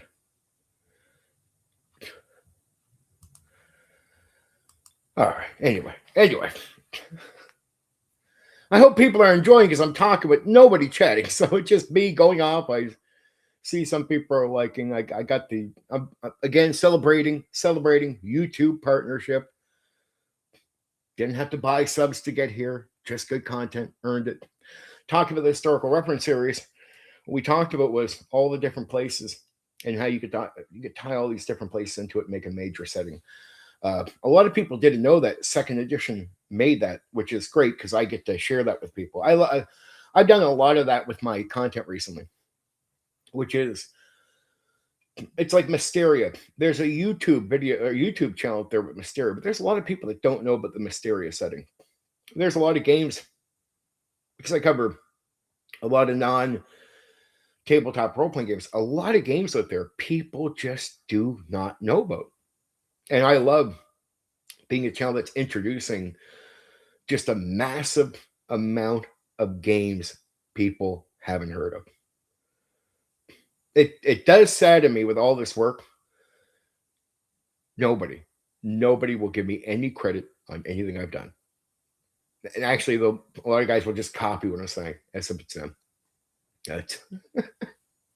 It's like, guys, I notice when you're not doing this. So if you want me to do content with you in the future, no, some of you are definitely cut off. It just too much smothering what I'm doing under the rug. It's like, dude, like, look, I'm a human being. I've done good content. Appreciate it. I've covered a lot of games. And there's a lot of games that, trust me, if you look back in their content, they're mentioning now, what about this game? What about this game? I'm like, yeah, I'm glad you've been watching my streams. Because if I go far back into your content, you don't mention these games, you don't bring them up, but suddenly you could talk about them because you heard me talk about it. You could at least, does it really hurt to say, hey, man, I watched one of Steven's streams about this game. So you could do this. And it's like, just stop pretending you know shit that you don't know. So many people on here, so many YouTubers just pretend to know shit they don't know. They listen to my stuff and it's like suddenly they know stuff they didn't know before. It's like, hey, in the history of your content, you talk like combat is normal from levels 1 to 3 in D&D. Suddenly, out of nowhere, since I mentioned it, now you realize, now you talk like, there's not much combat between levels 1 to 3. Wait, go back a few months. Here you are talking about combat being common from level 1 to 3. But now you suddenly know otherwise. You didn't seem to know back then. It seemed to not be in your mind. But I know where you got that from. You finally heard me describe the proper reality to you and went, oh, he's right. Yeah, I am right. And you could acknowledge it when you speak about it. You could be like, you know what? Steven made a really great point about the designers. The people just can't do this. They got to take the thing you realized, which they did not. They spent there's some guys in the hobby that have been doing tabletop role-playing games for like 40 years, 50 years in some cases. They don't know details that I know. Sorry, just that's the truth. And you could tell by going through their content. They did not realize this stuff. They talk about D&D, you could tell they just don't know. Now, I come out with this eureka, this knowledge I know is not new to me, but I know it's going to be new to them. Right? I put it out there. I describe it because I know it's true. I know it's going to fucking ring bells. And I'm thinking, okay, it'd be nice if some of these guys are going to talk about the thing I talked about. But I realized when I did that like the first night I talked about this, I was like, I said to my chat, it's going to happen. None of them are going to mention that I mentioned this. They're all going to pretend they know this, even though their content shows that they don't. Their content shows that they assume otherwise. Their content shows that they haven't known this for 40 or 50 years. Right? And instead of crediting me with explaining the truth to them, they're going to pretend to know. And I said, I hope somebody catches them. I hope somebody catches a lot of them out there. It's like, wait, here you are not acknowledging it like it's not even real. But suddenly Steven said it. And now you seem to know it. Now it's your wisdom. Now you've known it for the 40 or 50 years. Though you can't find any evidence of the guy knowing it before I said it. And then he's repeating it. It's like, well, just credit me, dude. Credit me. I'm a credible guy on these games. I understand things. Right? I know a lot. Credit me. There's no harm in crediting me. I credit other people. There's no harm in crediting the person who knows something you don't. Be humble enough. Don't have to fucking steal everybody's words or pretend you have knowledge you don't have. That's not your wisdom. That's my wisdom. Right? I mean, it gets to the point where they plagiarize me to an extreme. Like, guys just don't just say what I've said. They'll say it word for word the way I said it. Oh, dude, now you're just repeating my fucking words. Come on, guy. Stop doing that. And there's so many of you out there doing it. Just stop it. Stop plagiarizing my words. Like, word for word, what I said is now what you're saying. And did you ever say this about that thing before? No, on all kinds of things too. They've never said that before. And the reason I want people to acknowledge it is I got this stuff down better than a lot of the other YouTubers. It's not to brag, it's just to say this is what I bring to the table. And it's to say, hey, this makes me a worthy content creator that you should want to have as part of the conversation. I'm laying my cards out on the table, like I'm putting my resume out here so you can see it. And if you like what I bring to the table, you can acknowledge me. I can be part of the conversation. Well, it's imagine when you want to stuff me out and then just steal my words from me. Just pretend it's you. You didn't have the wisdom before, but now you suddenly have my wisdom. Now you're saying word for word what I said on my stream. You've never said it before. Your content shows that you have a contradicting opinion back here. Let alone you don't know it. You actually have the incorrect answer. And suddenly out of nowhere, you know it, and then you'll pretend you've known it the entire time.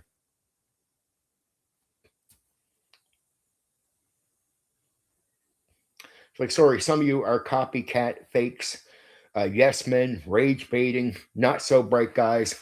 You fucking you copycat other YouTubers. You copycat this. You're not original. You're not that intelligent.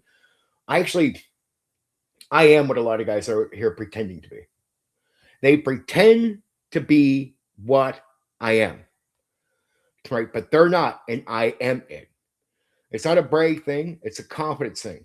I realize a lot of these guys copy other people.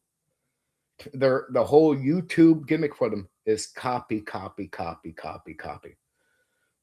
No wonder you hear about all this fake throne sitting, right?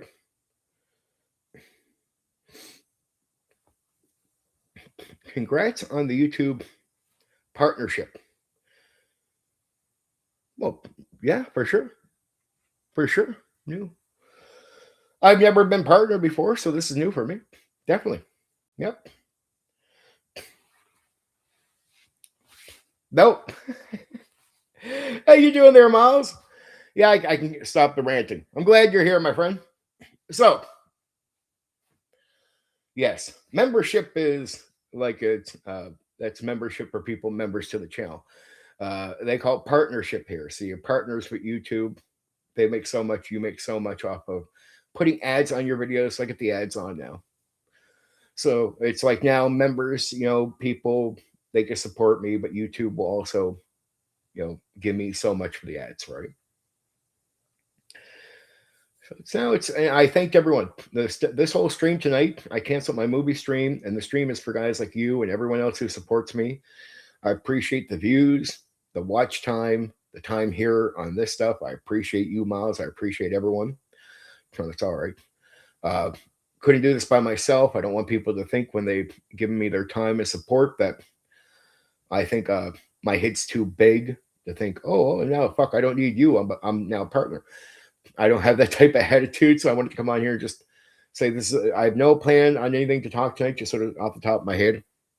I just said, I'm just going to thank the people that got me here.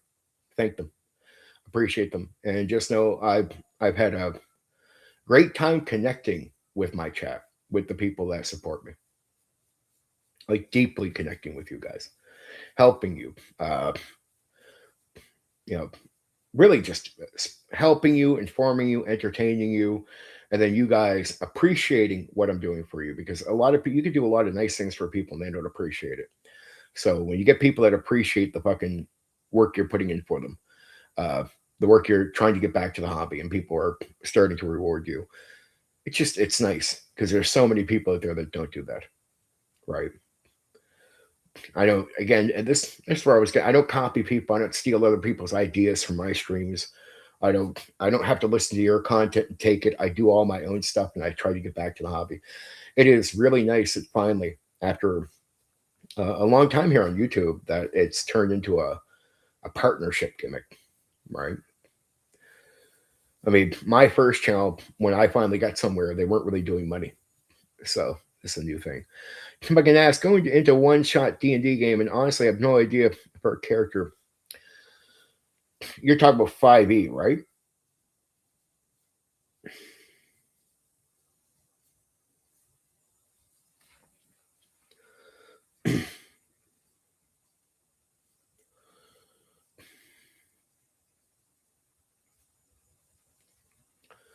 I'm going to assume 5e.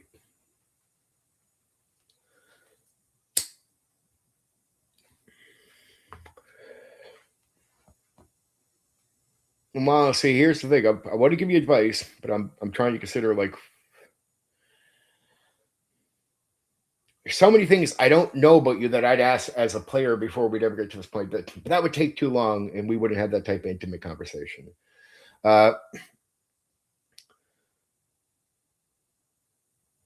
if I were you, I would keep it very simple because the feats and your options in the game, I would go with.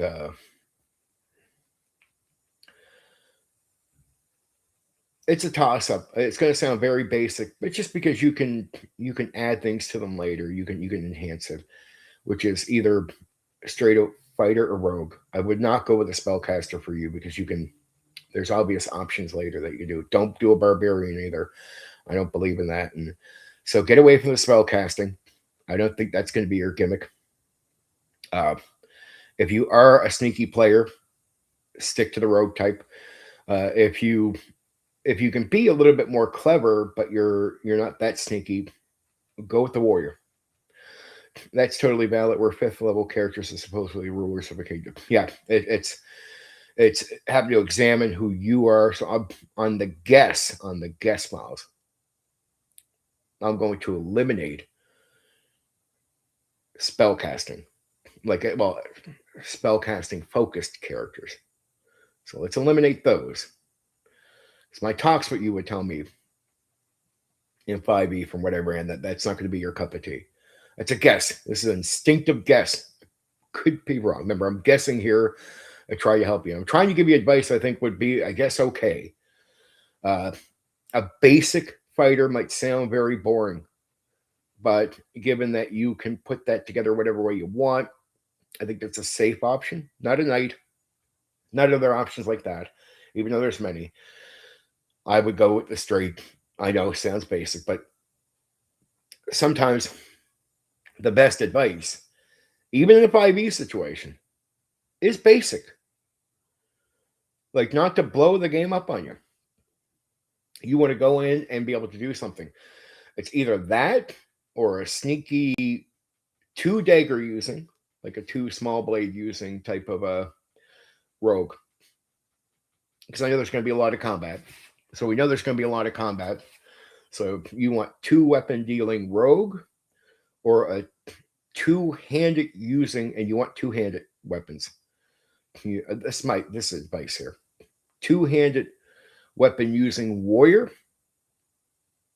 If not, go with the rogue. An early feat that you want to look for is one that enhances the armor. Obviously, you can wear because you're going to be doing a lot of combat. So, leaning into the combat, which you have to do, you can't ignore that that's going to be a thing. You want to be effective, obviously, in the area that you're going to be doing a lot in. So we have to accept that that's a reality instead of pretending that it's more than something like that. And when it comes to perspective, all the dice rolling, rogue is definitely more appealing for the dice rolling. Pump up the armor, use two weapons. So two weapons fighting and improving the armor. Yes, I know, very basic, but we know the combat. Two weapon fighting, not one, not like a long sword, nothing, just two small weapons in the dagger area. Some of the whatever enhanced daggers or blades you can get that are small. Combat is going to be a major focus. Dice rolling is going to be effective because that type of character is going to have all kinds of different skills to deal with snuff, and you're sneaky, very effective for sneaking around and being sneaky in combat. I may even have a mini for that, a miniature dual wielding axes. Oh, sure. I mean, it's small blades, maybe hand axes or something. But if you're going to do warrior, I would go with the big weapon.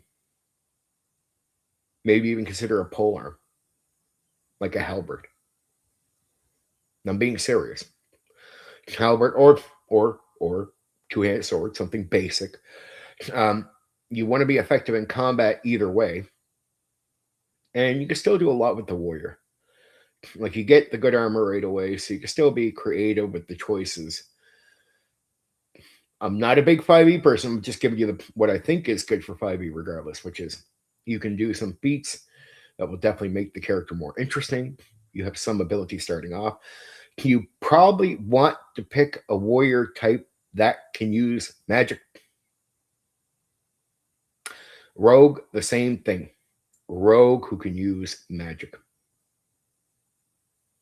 So lean into the magic options if they're there. Halberds are cool. Very effective for pole arm, for other things you can pitch in the game. And you want to go with the spell casting. You don't need to be a spellcaster, but there is the type of warrior and rogue. Both are going to be similar. You can lean into the spell casting options. Do that. Do that for both. Like for either you want to play. Right? Spell casting, warrior, long two-handed weapon. I would go with the halberd. If you go with the rogue, spell casting, get the better armor early with feats, and you want to focus at one point. Just if you, either way, start out, aim to get two dagger things. I know it sounds basic, but it's effective gameplay, and I know you agree with me because you're a 5e player. So I'm not saying anything a 5e player won't get. Right. So to be effective, both of those types are effective without being a spellcaster directly. Still gives you options to magic, and it lets you kick some ass. And in both cases, it's good for the health, hit points, and all this type of shit. So if you want to have an effective game where you're effective for the group, effective for yourself, and effective for your fun, rogue or warrior, spell casting, again, rogue, 2 blades, feats to the better armor, and the halberd. I would definitely go with a halberd. I would 1,000,000% go with the halberd. Get used to traveling with it. Get used to, because you can hold it up. Just get comfortable with doing that. Some players always want the weapon they can wear for. You could play that. Yeah, I felt like you'd appreciate that because I just thought the spellcaster from our talks. My instincts tell me that's not your cup of tea. My instincts, just instincts, because I don't know enough about you other than just shooting the shit. But yes, there you go. There's your 2 choices. Take one, go join that one shot. Right? Because again, it's straight out of the box effectiveness, especially in a one shot that could go maybe I would assume possibly 2 sessions, right? So effective right away, you have fun. You can help the group, and it's such straightforward gameplay that it won't be hard on your head, it won't be complex, and you can just get in there, kick ass, be effective, have fun role playing. Focus on who the character is. Pump the personality. Have fun. Do a little bit of shoot the shit with people, right? And people will appreciate your character right away because either one of those characters are very effective for the group. So other people appreciate you playing either one of those characters coming into the group. They'll be like, cool, because they'll know right away, okay, that guy's going to help, right? Yeah, that's my instincts, dude. Like if I had a deeper conversation, maybe I would have felt like, oh, but and I'm not saying spellcasters are bad, but in a one shot, like in a long-term campaign, maybe like all of it becomes open to you, right? You get what I'm saying? But if you want in a short one shot, which is what you're asking me about here, what's almost instantly safely effective that you'll know instinctively? Your melee, your kick-ass guys, right? They're at least guaranteed in a short run to be safe to play and effective. And again, the other people will appreciate you bringing that type of character in. Because then you do open the door. Maybe somebody else wants to play spellcaster. Well, you've just guaranteed people can play spellcasters now. You have opened the door to here. You find someone who's really creative in your fucking little player group. Yeah, I'm going to play a spellcaster. Yeah, I get you covered. I'll play the warrior. Even the rogue is good enough to handle the melee. So either one, right? Could do that. And you'll get a feat right away if you're busted leveling up for the one shot. So with the rogue, if you decide to go down that area, improve your armor right away. That would be your choice for leveling up, right?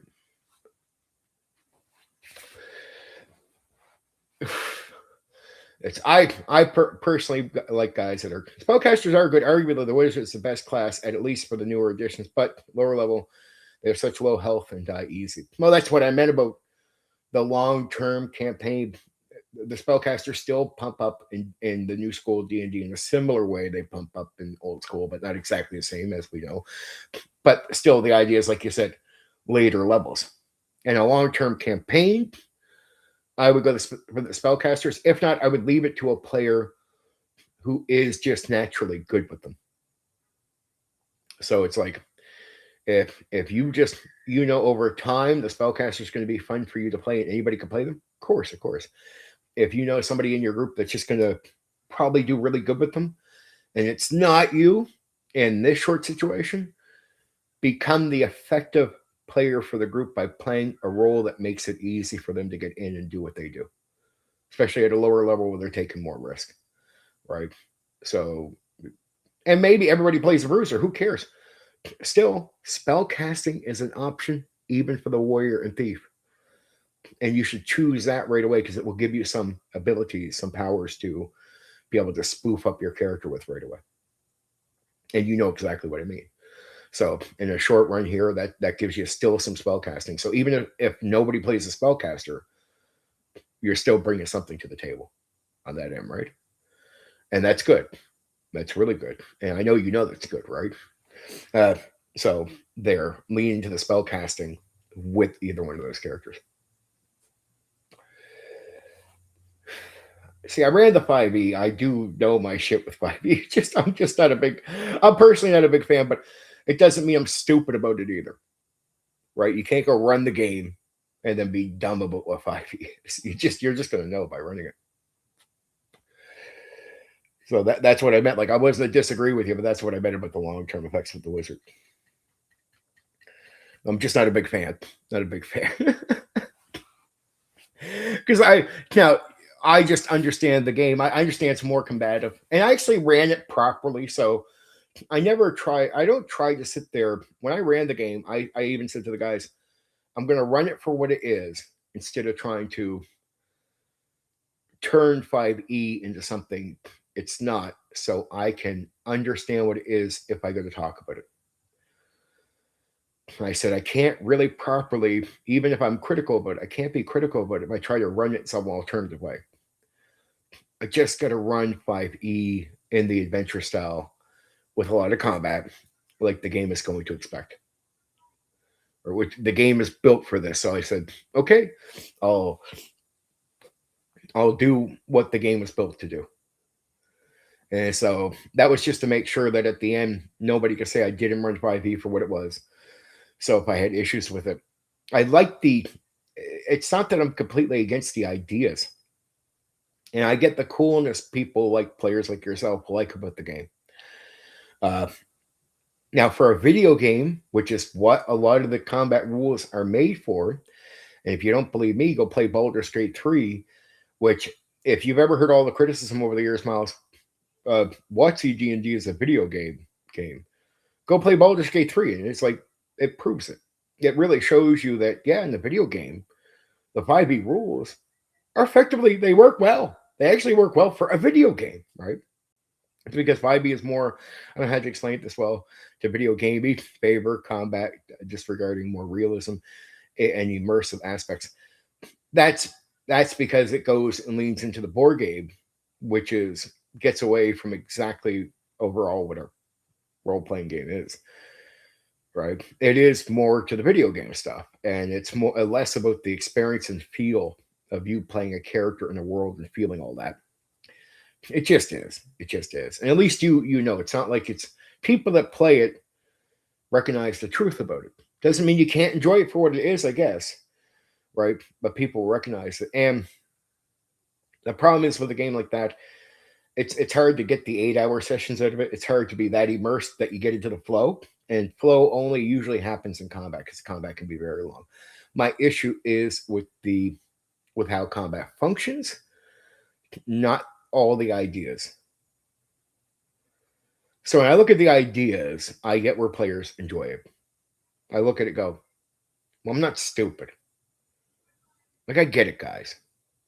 I do. I'm more sympathetic with you, Miles, and other people that play 5e than you would think, right?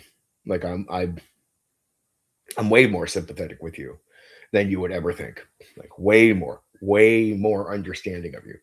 Uh, so I totally get it, but I still there's so many layers about combat that I would change that would immensely make the game more dangerous. And in the process of making it more dangerous, it would speed the combat up.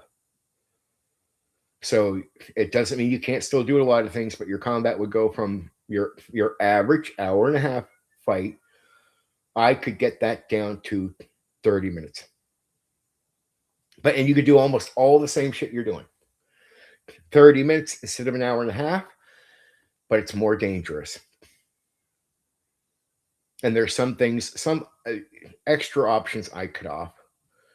Even the way you move early to later, that would all change. So there are limits on how you move, right? You'd have to move right away on your certain things. There'd be limits on that. There'd be limits to the save versus death stuff, your save areas. It would be very restrictive. Would I make you die at 0? No, I would go into the -10 gimmick, which is on Death's Door, which is common for AD&D second edition, especially. So I wouldn't make it that brutal. There's no chance of survival. But if you get to a thing like save versus death and you fail, there's no 2 or 3, you die. Right? So character death wouldn't be a guaranteed meat grinder. But at the same time, the game would feel more dangerous because if you get to the point where you have to make that roll, there's no 3. 1. Now, if you survive it, you keep surviving. And even if you die, there's a secondary roll I make to see if you can be brought back, right?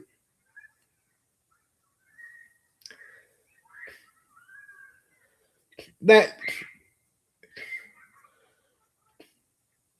well, sort of. I wouldn't say it's good. They ask the ideas of it are not bad. I wouldn't even say completely good. Because it does get away, like you said, to the video gaming from the aspects of role playing. But good as far as good, I get where there's more optional stuff. Like it's more the survivability, the options for the players. I get that part. And in reality, a lot of what you like could have been done with AD&D. But guys became too restrictive with AD&D. And they became so restrictive that the majority of people didn't like the restrictive. And so what happens? You get an overkill correction. And the correction destroys the game. So it gives you some more, but it gives you too much. That's where 3E starts. It gives you more of stuff you could have had with AD&D, but too much. Right? Breaks the game. 4E breaks the game. 5E breaks the game. I actually count the combat as broken for 5E, 4E, and 3E. Completely broken. Too long. It is one of the main areas of the game. It's not the only area, obviously, right? But it is a very core part of D&D, very famous. It is broken. 3E combat's broken, 4E combat's broken, 5E combat's broken. It's an overcorrection where you could have done more with AD&D, but because of a smaller group of people wanting certain restrictions, if you even gave slightly a bit more, it was too much for them. But that's what the majority wanted, was slightly a bit more. What happens? Well, they don't get it for years. So by the time there's an overcorrection where they get what they want, and then they get way more that breaks that part of the game. Most of the audience is looking back at the old school, the 3E people saying to the old school, go fuck yourselves. You wouldn't adjust slightly for us to bring us over. So now we get what we want and we get more, and go fuck yourself. That's the addition war there between 3E and old school. That's where it starts. When you meet the 3E guys, I remember when 3E came out, third edition. They got, sorry about background, they got a little bit more, but they got too much. I appreciate that, Star Blazer. I really do. I'm here just to thank you guys as well for helping me get views, watch time, everything to get me here. I don't want to think I just got here by myself. It's a team effort. My chat has been my partners. Like, I don't have people coming on the YouTube channel. You guys are my people. You're the people that take part in my conversations. You're my panels. You're the people visiting me. You're the people that hold up the conversation with me. So this is all about thanking the people that have got me here. Not just hard work, yes, I admit it, but it's nice to be rewarded. It's nice to have people acknowledge what you're doing for them, right? So yeah, I mean, so it's a two-way street. I'm glad to be graduated. I did work hard to get here. I Yeah, but I'm very humble about it. It's like hard to get here, but then it's the people that have given me their time. I don't have people coming on panels, so the nights people are sitting here chatting with me and making that a fun stream for people and myself and themselves. Without them taking the time to chat with me, some of those streams are dead, right? So it's really appreciating people and never get my head too big on things. So tonight's a bit of a celebration on that and thanking people. But I appreciate that as well. Uh, but yeah, going back to the Miles thing, when we get to 3E, I mean, you could have took AD&D and gave slightly more hit points to the characters. Slightly more hit points becomes way more survivable and allows an aspect of the game to be played up a bit more that people want it, which is kind of that. Uh, Slightly a few more hit points would have changed the entire game in the way most players want it. What did AD&D and TSR people do? The minority became too strict. No, and you would be ashamed if you even thought of doing that. What happens? 3E comes out and says, here's your extra hit points. Here's all this stuff. Here, let's break the game. And 3E people look back at the old school and said, well, you basically, and you got to understand, I met a lot of 3E people that were so better because they would meet old school D&D DMs. And the DMs would be like, too bad, because the old school guys all knew there was no other D&D game to compete with them. So a lot of them would be like, too bad, you got to play the game this way. And they would never adjust to the majority of what players were asking for. And so what happens when you get to a certain point? By the time this new D&D comes out with all this overkill stuff, there are so many 3E people that are so bitter with the controlled experience they had with the old school that it turns into an addition war of hate. Like, it's Jesus. I'm sorry about the background, kids.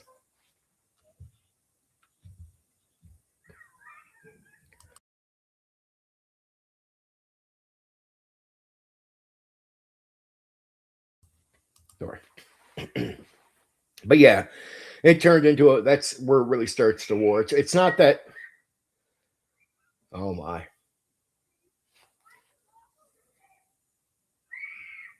Huh. One more.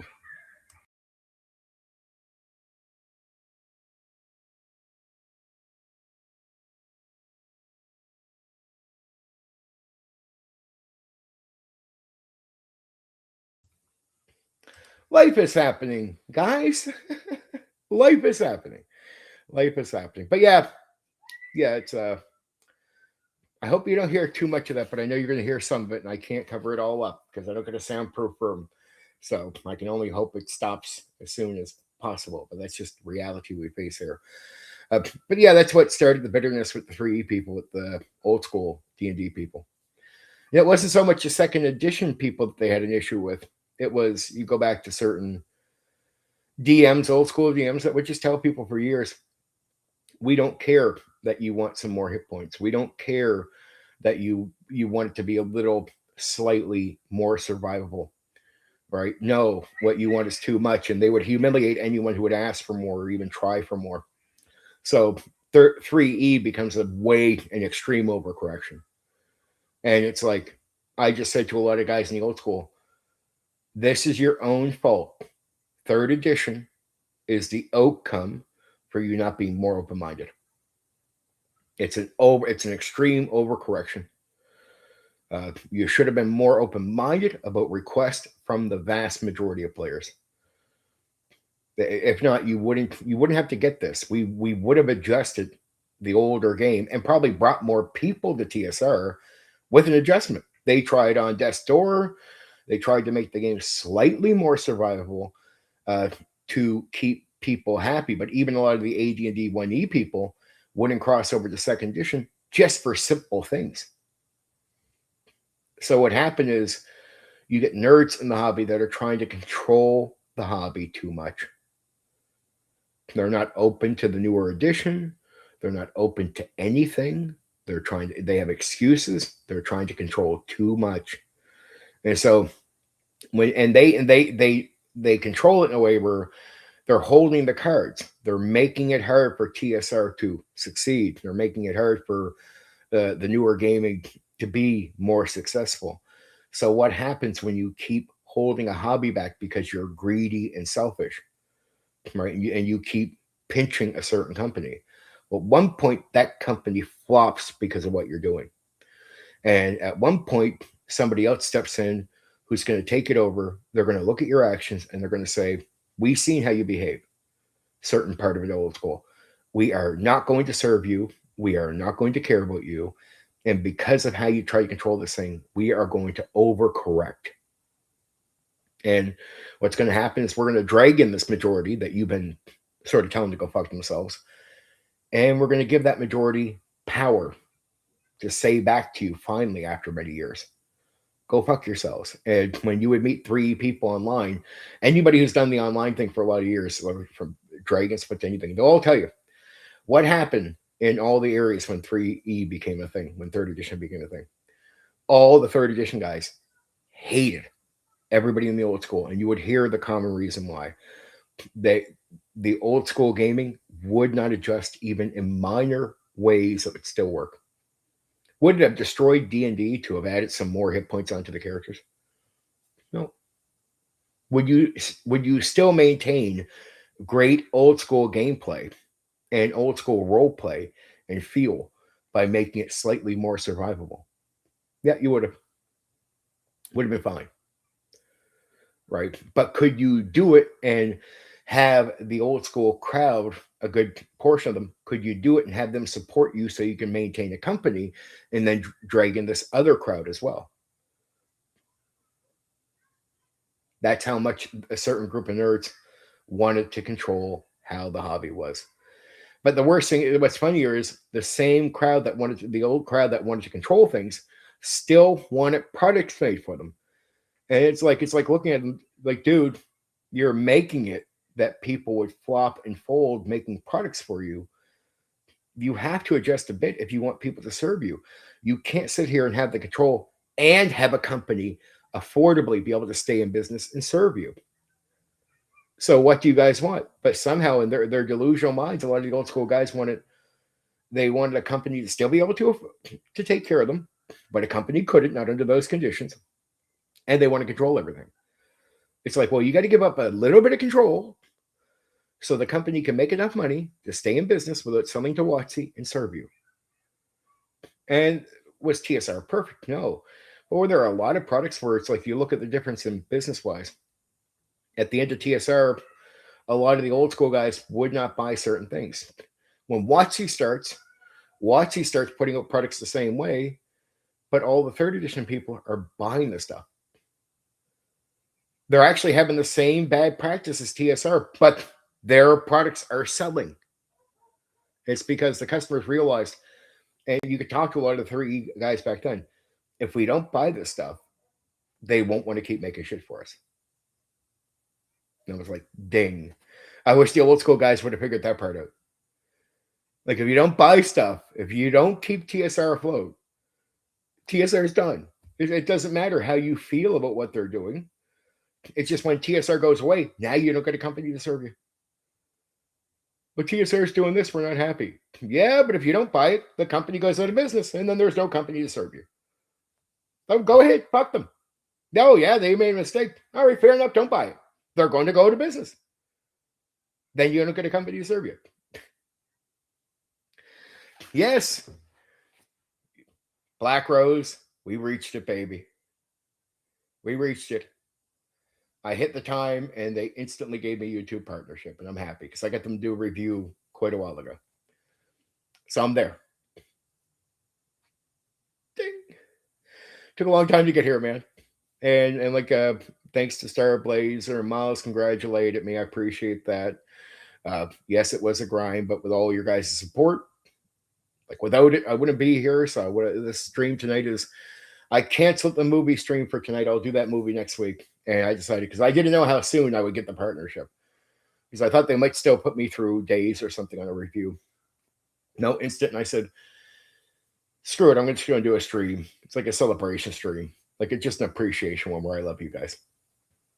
I love Starblazer. I love Miles. I love you, Black Rose. I appreciate all you guys, what you do for me.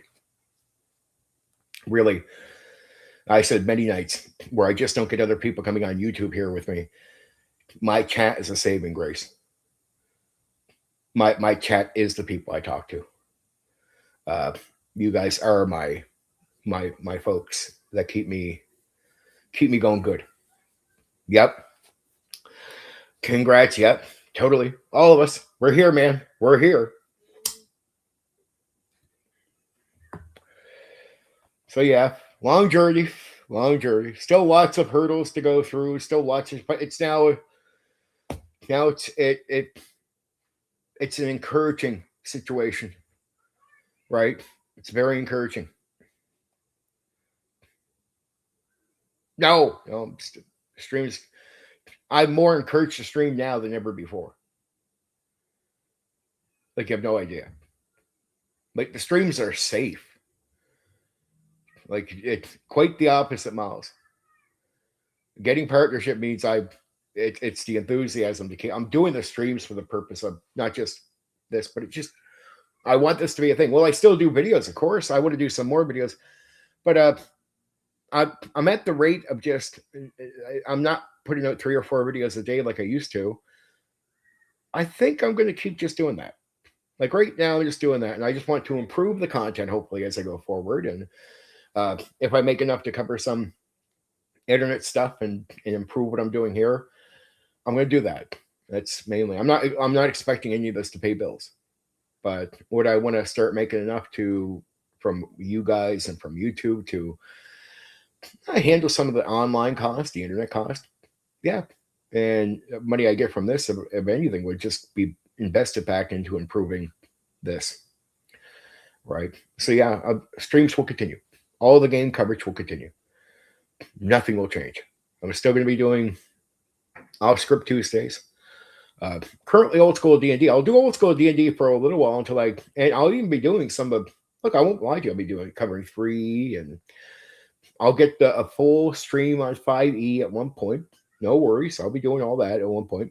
So it's old school D&D right now, but at one point it will become just the D&D stream, right? But it will be Thursdays, so Tuesday off script, Thursdays with this, and then the weekends will always be the different games. And at one point, if I like, it's just I might start doing some weekends where it's extensions of games I already covered. So like I've done Cyberpunk, but there's a lot of extended material for Cyberpunk. So you might see me do like a night where it's Cyberpunk 2. And Cyberpunk 2 is just to cover a bunch of stuff that I did not directly cover for Cyberpunk the first time, right? So I plan on doing some extended stuff. Yeah, this month is going to be AD&D 1E monsters, the Fiend Folio I'll be covering at one point, and then 2nd edition monsters.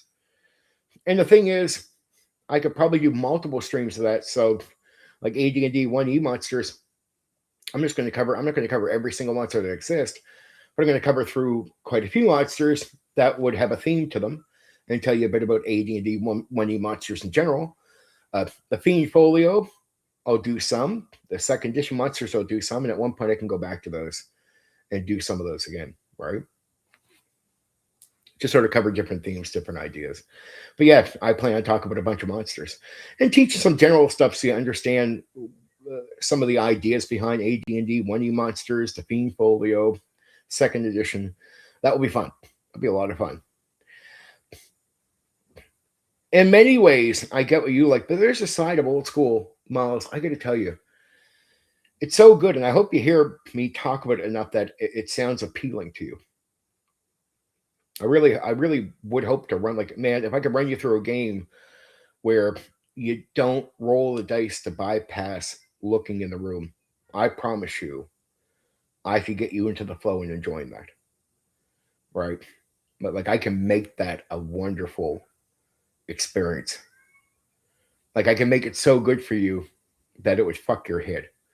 Like you go back and realize it's actually not bad. What the fuck was the fuck, right? Oh, you have it. I have it too. Theme Folio is fucking beautiful, man. I hope to share some secrets behind it and design things that might not be so obvious from reading it. Uh, so for someone that owns it, that would be really good.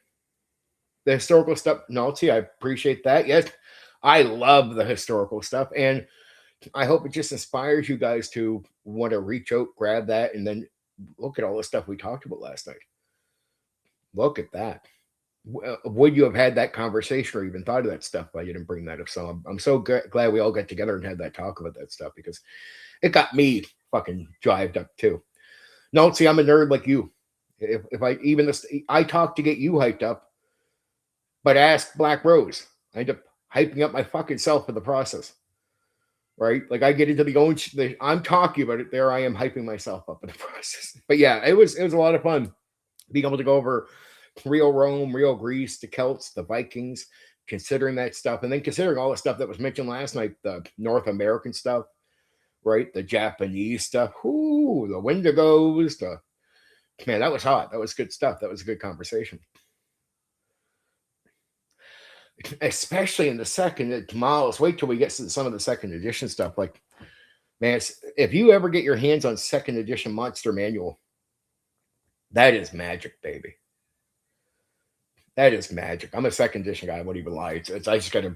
I appreciate 1E monsters. I appreciate the theme folio, but the way monsters are brought to life by second edition with the details, the habitats, the backgrounds. Man, it's just so beautiful. I don't care if you're new school or not. If you read some of that stuff and you're not nerding out and appreciating it, I think there's something wrong with you. You don't even have to play second edition just to read that and go, okay, that's cool, man. That's awesome. Like you have a 5e goblins are boring. Go read second edition goblins. You'll be like, by the end, going, it's fucking awesome, man. It's like you will nerd out 1,000,000% on the shit they have in that book. Anyone who's read second edition Monster Manual will agree with me. Will agree with me. I don't care if you like AD&D 1E more, right? Even the 1E guys that are really stuck to 1E. When I mention, what about the second edition Monster Manual? They're like, okay, that's pretty good. So I'm like, fucking rights it is. It's probably one of the best second edition books out there as far as if you take anybody from the hobby. I don't care if it's 5e, 4e, 3e, or 1E AD&D or BECME or OD&D. Put a second edition monster manual in front of them and just go, do you think that sucks or is it any good? If they open it and get like 5 pages, then they'll be like, that's good. I want to read more. You will fucking nerd out on that thing. There's too many cool details to it. Your imagination will light up on fire, baby. You read through that, you'll just be like, that's cool. You can have so many guards and you get a leader. How many of them? It will fuck your head. It's that good. Monster Manual second edition can make you want to play the game. I would say that's a very good way to try to attract somebody to the game. Somebody's saying, I don't know if I want to play old school. Here, read this. Okay, I might want to try it. It's like you read through that shit and you're just like, okay, it's fucking just the ideas you can steal from it too. If you're a fudge person, somebody into fudge or somebody into like, you know what I mean, like a different types of game that have like a general rule set. And you and because some games out there are made to take ideas from other games and other settings. You could tell me that you don't like D&D, but if you get to the second edition parts, especially with Splat Books and the Monster Manual, there's just so much shit to steal, right? The Book of Artifacts of the Tome of Magic. You can't, all right, though, they guarantee you, there's no way you won't nerd out on that one. And you got the second edition player book? Jesus, dude. I'm going to have to run something for you, my man. I'm gonna have to tie you into that. Like, geez, you have it, and you're talking about a master second edition DM here, man. It's some of my bread and butter. Oh, Tome of Magic and Book of Artifacts. Well, then I know you know how good that shit is. You have it. You can't open that stuff and not go, okay, that's awesome. There's no way you could even read a bit of that and not just go, okay, it's fucking great, dude. That's fuck Jesus, that's so good. That's so good. That's like drugs. It's like injecting yourself. That's really good stuff. Really, really, really good stuff. And knowing that you have the player's handbook. Well, Miles, I may have to at one point really get you into a game. You may have to let me do that at one point in life here online. I mean, I don't see us ever meeting in person anytime soon. But if you're ever going to game online, dude, I'm the right guy and you got the right book. If you get what I'm saying. And I mean, if you want some additional stuff to go with that, like, you know, the link, I pointed Nazi to it the other night. But check out that link. It's in all my video descriptions or even the live stream descriptions. It takes you to all the material for second edition. I don't care if you want to read it up and down on the computer, forget that. But if you want to build a character and use a kit from one of those books, or even check out one of the extended, like, you know, the fighter's handbook or whatever, all of it's there. You take that link, bookmark it, that's all the material.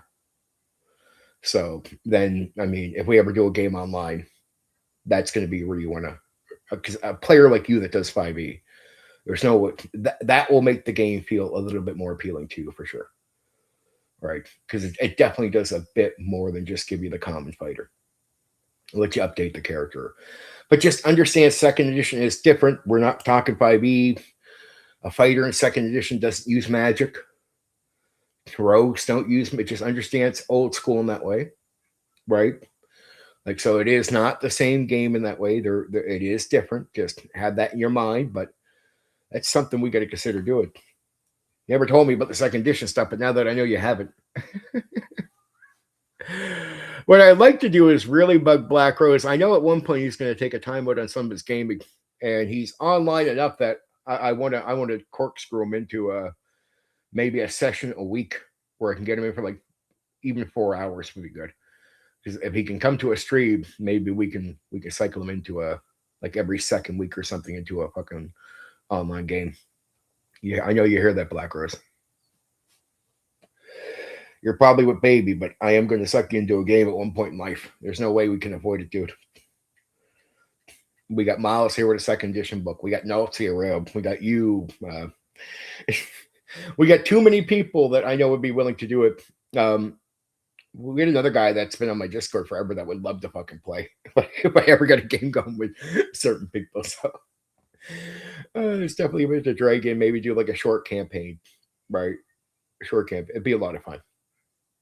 And to me, running it, so it'd be crazy anyway. So it'd be crazy fun. But yeah, man, Miles, you got some great books. You got Fiend Folio. You got Tome of Magic. You got the Book of Artifacts. Jeez, dude.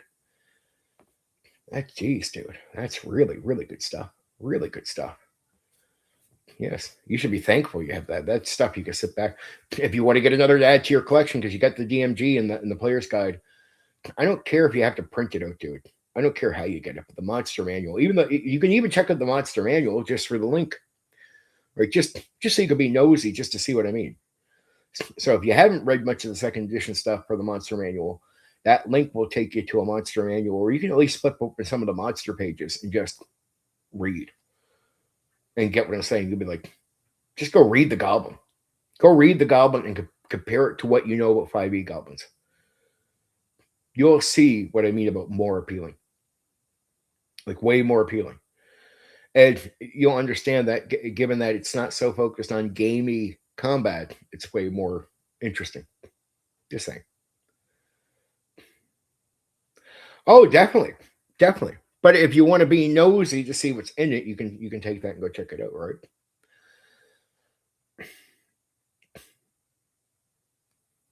Many people I talk to on here, they have no money for anything. So I remember those guys exist. So it's like I know there's guys like a certain people out here that have the money for a used bookstore, getting this and getting this. A lot of people don't have money for anything nowadays. So I'm just like they don't have a penny left. Like by the time they're done paying for their shit. So I'm just like, that's why I do the sandbox videos for the setting and the adventures. It's why I put that link up. It's just for guys that I know. It's like, dude, beggars can't be choosers. At least there's some stuff out there that can make up for the fact that you can't go spend some money somewhere, right? At least it's an option. It's nice to go get the books, but at least people that have no money, at least there's some fucking options for them, which is good, right? It's one of those good things. Good things in life.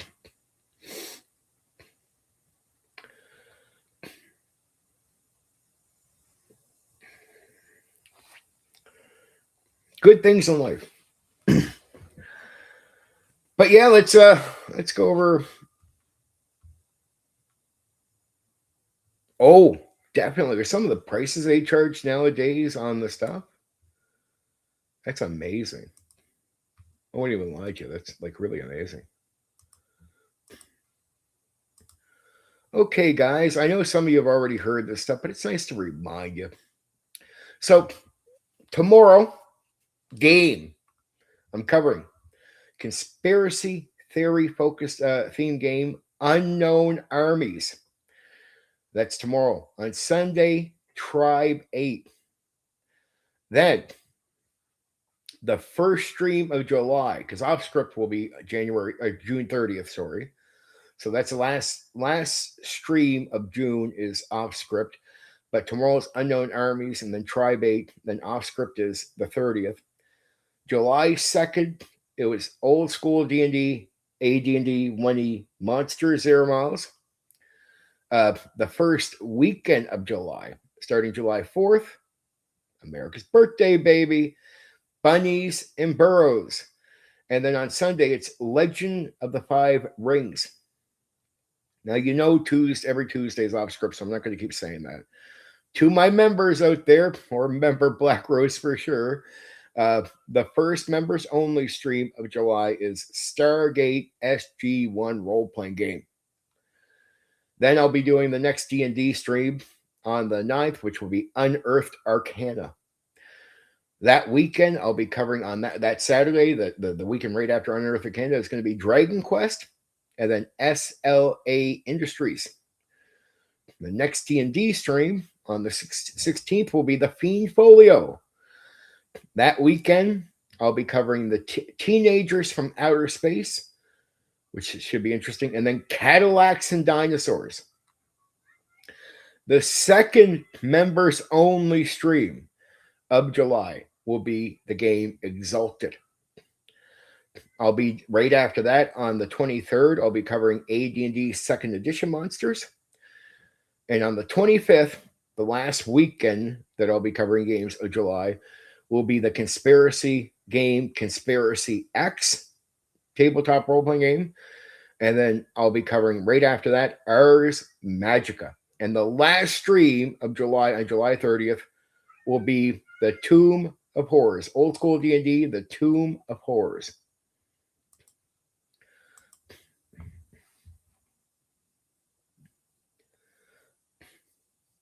When puppies grow old. When the kids get a little older and you get some more free time, of course, Sarah, my friend. Of course, Sarah, my friend. I get it. There's older kids outside right now making all kinds of noise. Kids, there's new difficulties that come with certain ages. It's like now you don't got to watch them all the time, but now they make a lot more noise. Now they're banging into stuff. And even worse, Black Rose, right now you get them as like little kids. At one point, you were like, man, there's noise around me, there's kids. But I'll tell you, if you're taking care of kids and it gets silent, uh-oh. It's like if you get ignorant for a second, like, oh man, so it's silent in here. It's very nice. I'm like, dude, go check what they're doing. What do you mean? It's silent, right? It's quiet? Yeah. Go check what they're doing. Worse. In one way, the kids' noise can be annoying. Another thing is when that noise disappears, that could mean something. When your kids are being quiet, that's usually not a good thing. That's usually not a good thing unless they're sleeping, right? It just means they don't want you to hear what they're doing. So many new layers of trouble that comes with kids. I know that from all the fucking young people in my family. I come from a big family, right? So just learning as I was getting older, growing up around so many young people, like big, massive family I have. Certain parts of my family are really big, and it's you go through it, and if the kids go quiet, uh-oh. The noise gives you a headache. The silence scares you, right? It's like they're making noise. Ooh, silence means you start smelling smoke. What's that? It's quiet in here. Uh-oh, baby, you gotta go check that shit out. I don't want to spend too much time with kids on a tabletop role-playing stream, but there you go. Just because I know at one point you're going to be facing that Black Rose, and I know it's not too far off for you, my friend.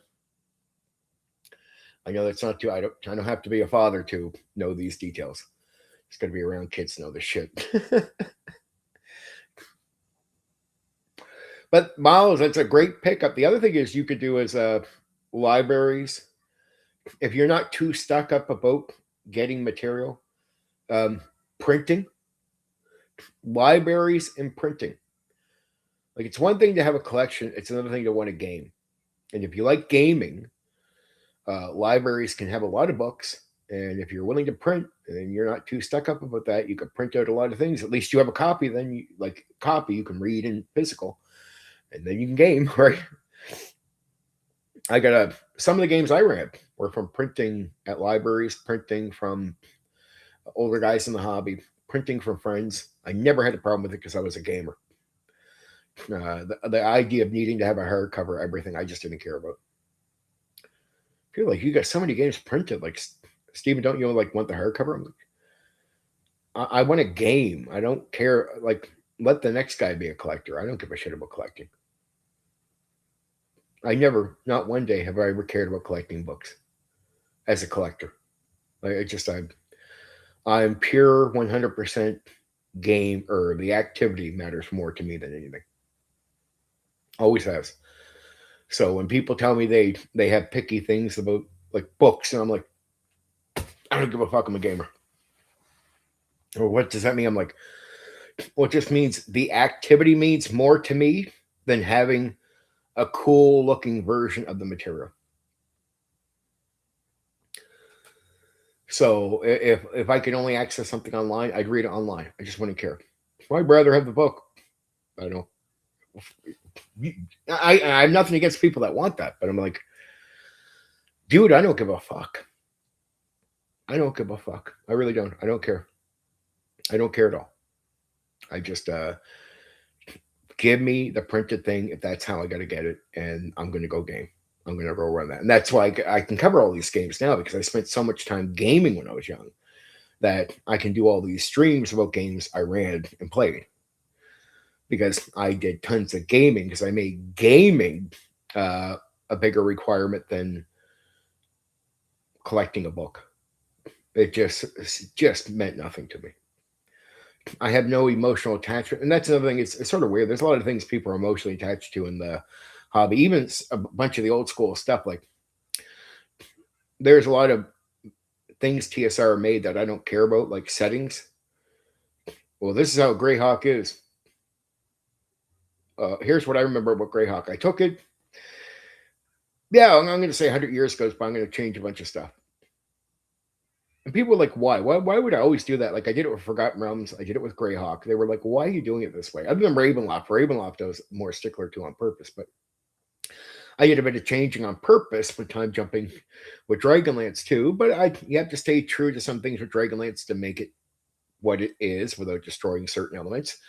But so I did that on purpose to at least be fair to the stuff I thought was necessary. But I don't like running. Here's what I call modules. The reason I never ran the module.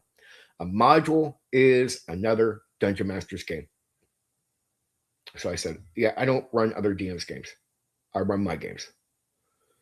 So I won't run your game. That I played the Elemental Evil thing. I played Tomb of Horrors. Wouldn't ever run it. People are like, why? I don't run another Dungeon Master's game for them. That's another DM that made that, not me. Don't want to run it for them. I run my own. What about the setting? I don't want to run another Dungeon Master setting. So if I run Forgotten Realms or Greyhawk or even Dragonlance, for the most part, I got to make changes. Right. And it's not that I purely ran Ravenloft the way it was. There was some time passage. I made some adjustments to it. I made my own because the only way I'm going to run Greyhawk is if I make Greyhawk my Greyhawk. If I run Forgotten Realms, it has to be my Forgotten Realms. If I run Ravenloft, it has to be my Ravenloft. If I run Dragonlance, it has to be my Dragonlance. It will never be the other guy's Dragonlance. It will never be the other guy's Ravenloft or Forgotten Realms or Greyhawk.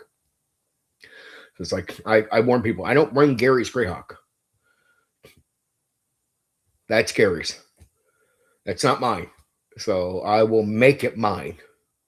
Once I make Greyhawk my Greyhawk, then I'll run it. And people are like, what do you mean? I'm like, well, I'm going to make an adjustment through time or whatever that gives me authority. So my setting, I have authority over. If it's Gary's setting, I don't have authority over that. Modules were the same thing. I would never run them because they were, you could say, oh, this the no, I don't do that. And I don't even want to make changes to modules. I just didn't want to run another DM's game. But if I bothered to run the setting, I had to make it mine. There has to be a time jump. Why? Because then I could say what's there and what's not, and you cannot argue. You're like, what do you mean? I'm like, because I am the dungeon master and I am king. And that concept was obvious to Gary himself, where again, it's the one statement that I put it to a lot of people. If you go back to the Dungeon Master Guide for AD&D 1.8, you will find the statement in there where Gary makes it clear. DM is king. So if it's Greyhawk, I make it my Greyhawk. And then if I say something's not there, it's not there. And whatever I say is there is then there. And so I can put my own creativity to it too and have authority over what is there and what isn't. And if I want to use something, I can say that thing has survived up to this point. I can say that thing is still around. Then I'm willing, but it's still under my own creativity and choices and authority over the setting that is there. And so, because I'm a creative, I just don't want to, I don't need to be pigeonholed into running a raw game exactly the way it is. I don't want to be pigeonholed into running a setting the way it is. I am a creative. I want to apply my own ideas. I want to separate something from that's what it is to that's my thing. And I have too many ideas to ignore. It would just bore the shit out of me. Like to run the setting the way it is. It's like just go find a middle person. Go find a slave to run that game for you. I have no interest. And like today, it'd be like perfect. Well, we got AIs. You can get AI to run Greyhawk the way it is. I have no interest. I don't care. And people are like, well, what if we bought it? Well, it's like most settings in that were meant for the dungeon masters. I always said to players, I'm not against you being creative or having ideas, but the material you should buy should never be a setting. Player would be like, why? I'm like, well, unless you're going to run this setting, I don't get why you're purchasing buy the player's handbook. Because your creativity goes into making a character, right? You're like, yeah. Well, then why would you spend more money than that? Like, unless you're going to DM, you should just come to the game as if, what is a DM offering you? Or what is a game master offering you? Right? I always said to people that would play like Call of Cthulhu or any game with me, they're like, I got the book. I'm like, you did? Because most companies were held up by the people that would run them. And that almost made sense to me. Why wouldn't you want to attract more people that run the games than play? Because if your company is set up to maintain based on what the game master is purchasing from you, well, then your company's fine. If you build your company up too big, where you need the players, the problem is the more players you get, you can't guarantee to have DMs to step in for them. And what would happen with games that would have more people playing than people running? The games would flop within a short period of time. Again, this is why the only edition that had extreme active play going on consistently for almost 30 years is second edition, because it's the only edition that kept producing mass amounts of people to run the game, to handle the influx of players coming in. AD&D didn't do it. BECME didn't do it. AD&D 1E didn't do it. Third edition didn't do it. Fourth edition didn't do it. 5E definitely hasn't done it. Pathfinder didn't do it. Pathfinder second edition didn't do it. So all editions, WotC to TSR outside of AD&D second edition, never produced enough DMs for the influx of players. Right, so you have a problem where you have players, but you don't get enough PlayStations. Right, you basically got people buying the games, and there's not enough PlayStations to play the games on. Right, and second edition broke that, and no one ever figured out the secret sauce from 2E. No one ever copied it. 3E didn't get the secret sauce, not did 4E, not 5E, not Pathfinder or Pathfinder second edition, not OD&D, not BECME, not even the first edition of AD&D. Second edition AD&D had a secret sauce nobody else figured out. And what it did was produce a shit load of people to run the game. Period. Hands down, the only edition to ever achieve that. And that's what both companies, that's what they were looking to do. So the fact that second edition did that should have been something WotC took very serious. But for some reason, WotC didn't. So what happened with third edition? Comes out, doesn't make it 10 years, we go 3.5. And you're like, is it trying to make more money? No, it's actually having an issue. What? It has shitloads of players. But what was 3.5? People forget, was 3.5 to make more money? No, 3.5, look at the language. It's all to make it easier for the guy running the game. Why would that be the main focus of the product? Why wouldn't it be just to sell more books? Because that's what a lot of people assumed. When you really look at the material, what was 3.5? And ease up on Dungeon Masters. Why? Because WotC had a problem, a major problem. You have shitloads, you have thousands of players for every one guy willing to run it. And that one guy cannot take up thousands of players. So you have shitloads of players, almost nobody running the game in comparison to the players you've drawn into the hobby. So what does 3.5 do? It's less about making more money, even though it is about making money, but it's less about making more money. And it was more about producing more people to run the game, because third edition simply fell into the same issue that OD&D, BECME, and AD&D 1E had. Second edition, to this day, was never copied properly. The second edition figured out the secret sauce that all editions, that both companies were looking to achieve with all editions. And even Paizo ran into the same issue. Pathfinder 1E, thousands of people want to play it.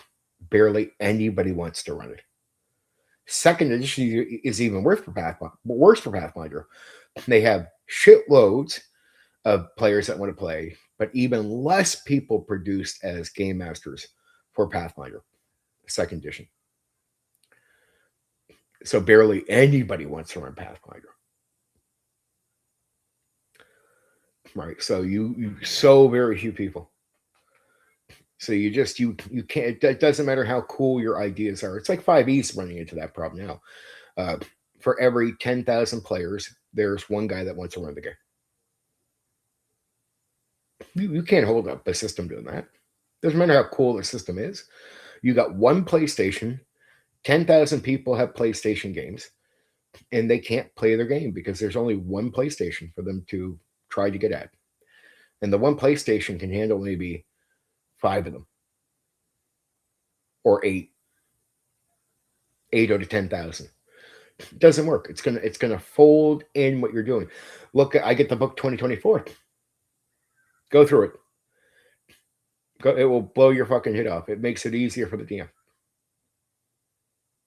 I'm like, oh yeah, it would. Now they want money too, of course. Don't get it wrong. I'm not saying they don't want money from it.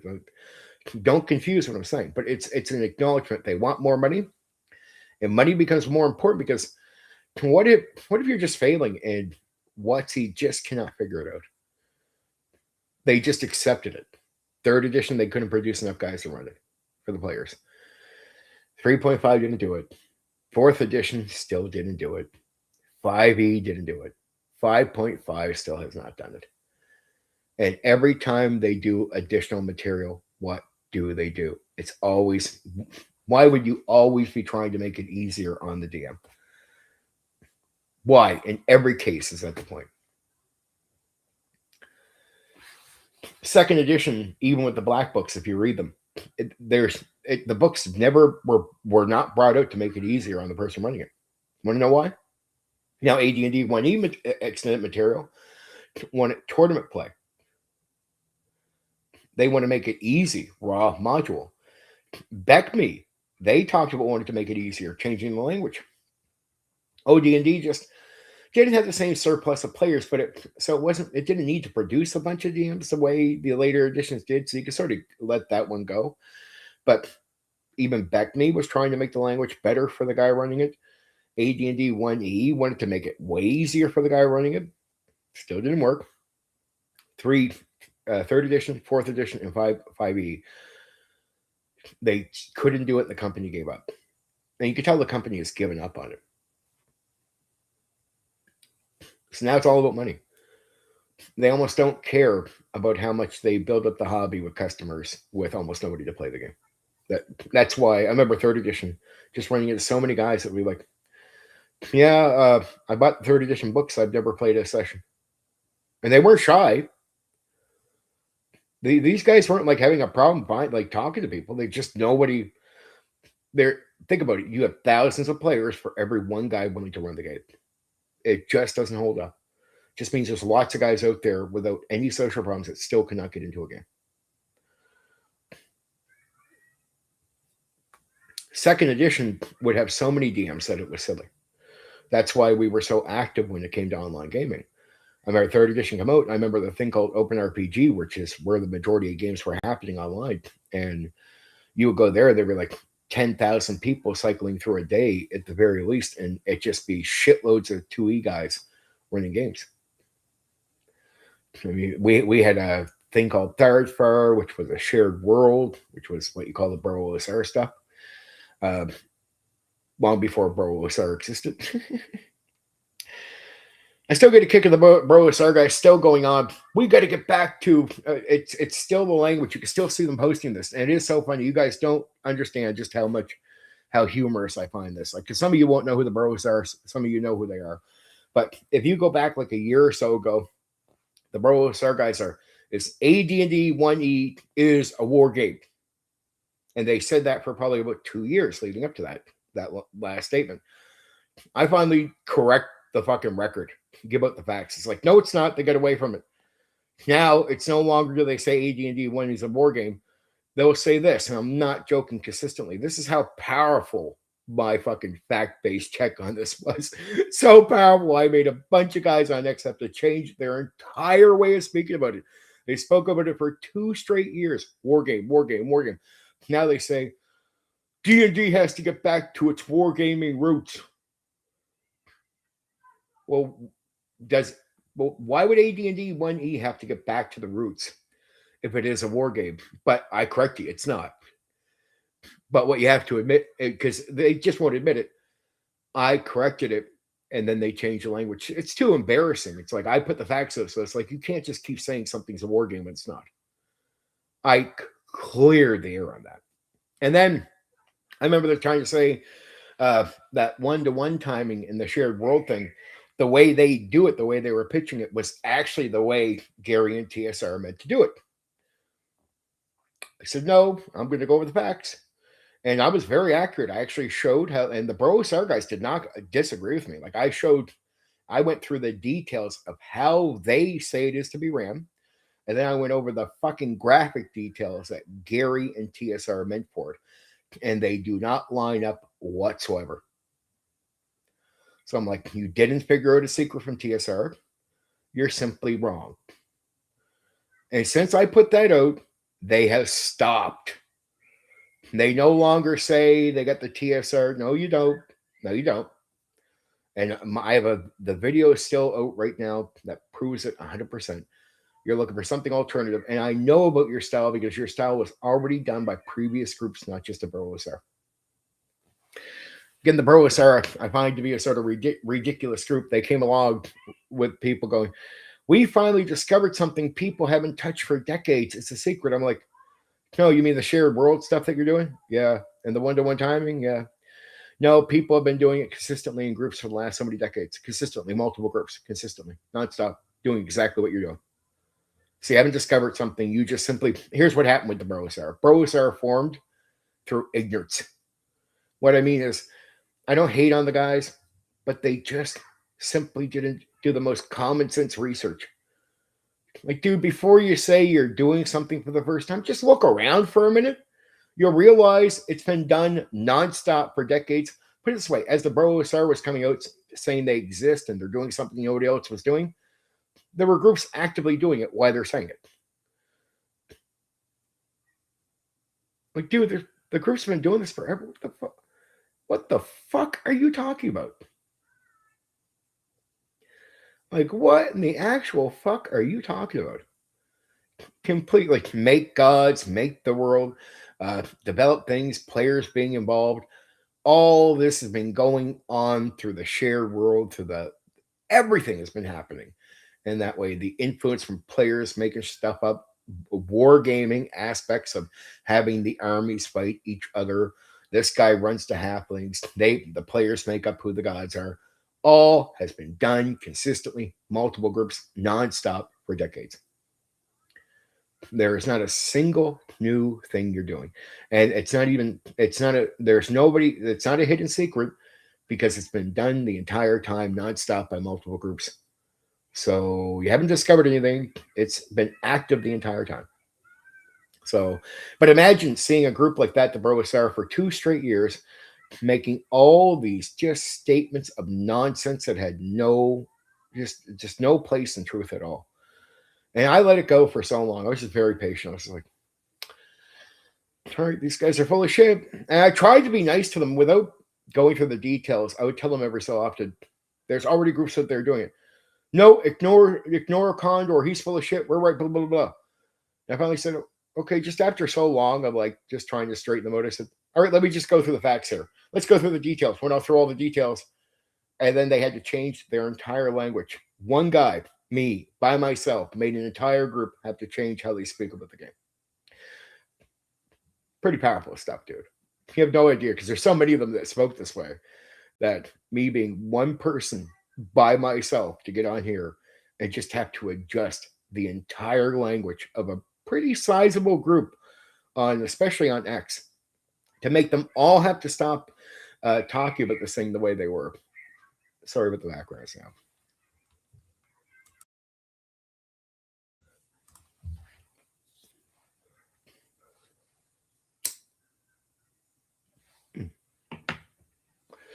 It's probably going to be the last one, guys. I really appreciate the hanging out. I am, just because I did the stream, I am going to pass on doing the movie coverage tonight. We'll do it next Friday. Just because, like, I've definitely used up my energy here doing this. Sorry about any annoying background noise I have no control over. I apologize about that if you're hearing some idiot kids outside, moronic fucking little children screaming like morons. Can't control that. It is that sort of time of night where it's like we're at the weekend stage. So usually they don't do this, but it's one of these rare cases where we have visitors around the location and they have these idiot kids.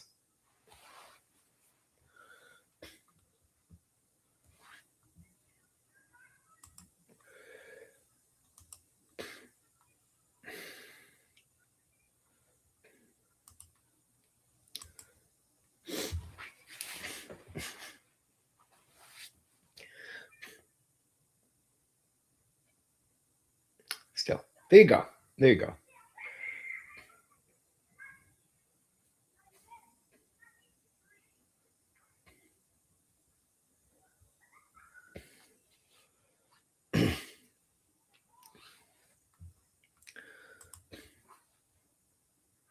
But yes, appreciate the audience, people watching, checking out, probably doing stuff.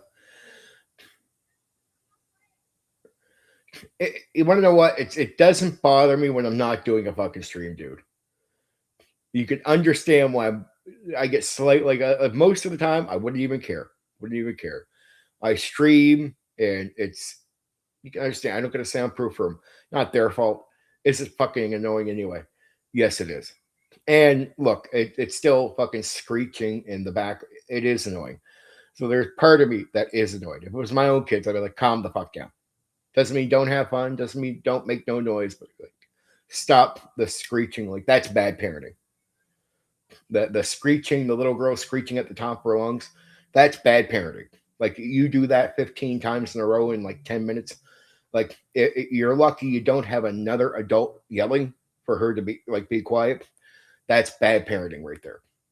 That's like, okay, dude, especially if you live around other people and she's doing the screech thing like that, like screech, that's bad parenting.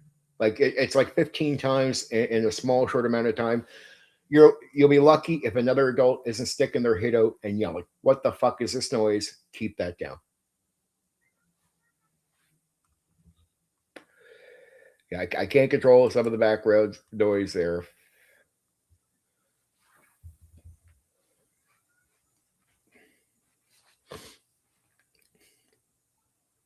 So I apologize. But so yeah, if it gets that bad, it's bad parenting. So there is a limit to how much noise you let go. Good parenting would be like, no, okay, you got to stop. That's too many times in a row. Calm yourself down, right? It's okay for kids to be. You could hear them laughing or running around having fun. The screeching part is piss poor parenting, but that is modern day parents on mass, and that's true. I really 100% believe that's true. I think it's something like you would not have heard often in the 50s, 60s, 70s. Now, instead of having like one group of parents, like one set of parents that the rest around the neighborhood might be getting after, now sadly, that is the majority of parents. Piss poor parenting. Right. That's why you get all this bad behavior around you. Right. Especially where I'm at. It's again, that would have been one set of parents that would probably get lectured. Now that is the majority of parents around. So now the majority of parents do not take care of their kids that well. And then we wonder why we have all kinds of kids going crazy around, right? It's like you wonder why you see all these videos out there on social media with the fucking teenagers going everywhere, going crazy and fighting each other. I'm like, that is not common. That was not common back in the 70s, 80s, 60s. Like that is common now. And the same parents letting the kids screech for 10 or 15 minutes. That's common, and that's the type of parenting that leads to those teenagers doing what they're doing. And people might not like to hear that, but that's true.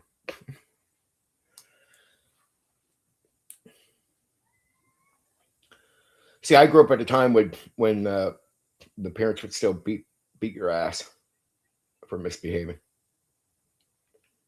So the '90s weren't like Oh, you had an easy break. No, uh, you get your ass beat.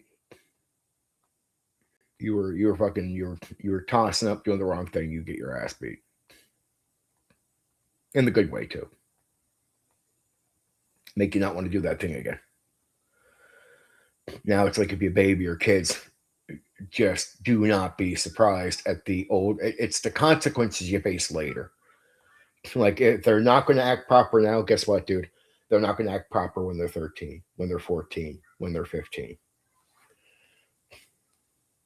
And kids are not really great at policing themselves in the same way unless they have some you have the kids around that have been raised properly. Like they can police an area and that could be all right policing other kids, but if most kids are all the misbehaving ones, well, there you go. That's when you get the craziness. It all seems innocent at first.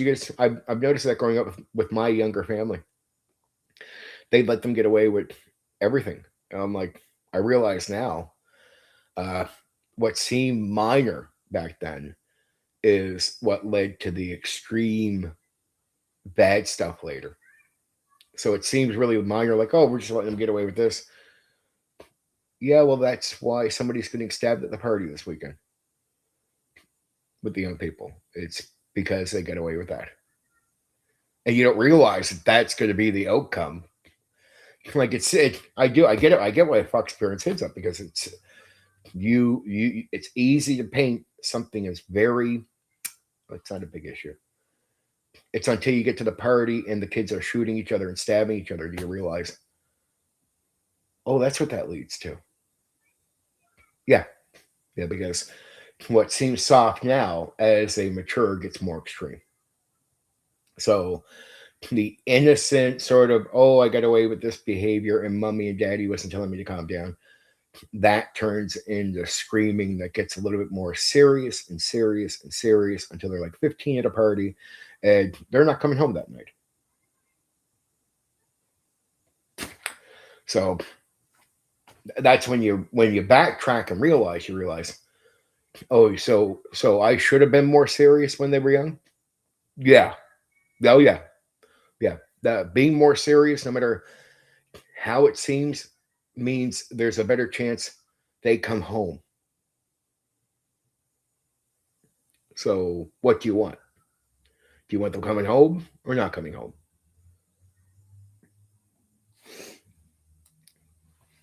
It's up to you. I'm not trying to pretend I'm daddy or have a kid, but it's just easy enough to have been around a big family and seen the outcome play itself out where the kids I seen were the parents of my family that took things serious. Their kids came home, right? The kids that were allowed to do whatever they want in this innocent way, they're the ones, some of them didn't come home or committed crimes or had the issues. And it's consistent. And very few of the kids straighten themselves up, right? So how they behave when they're young will tell you exactly how they're going to behave as they're getting older. So it seems like innocent misbehaving when they're kids, that becomes serious misbehaving when they're teenagers. Now we're a tabletop role playing stream here. I don't want to stick too much on that. But I am talking to my friend Black Rose. So Black Rose, I'm not trying to tell you how to be daddy, but keep that shit in your head, dude. I love you. I want things to work out well for you and your family. Right. So there's no hate there. There's no tossing around. I've just been around so many young people that I know you got kids, and it's like, well, I just got to say from my experience, it's what I see.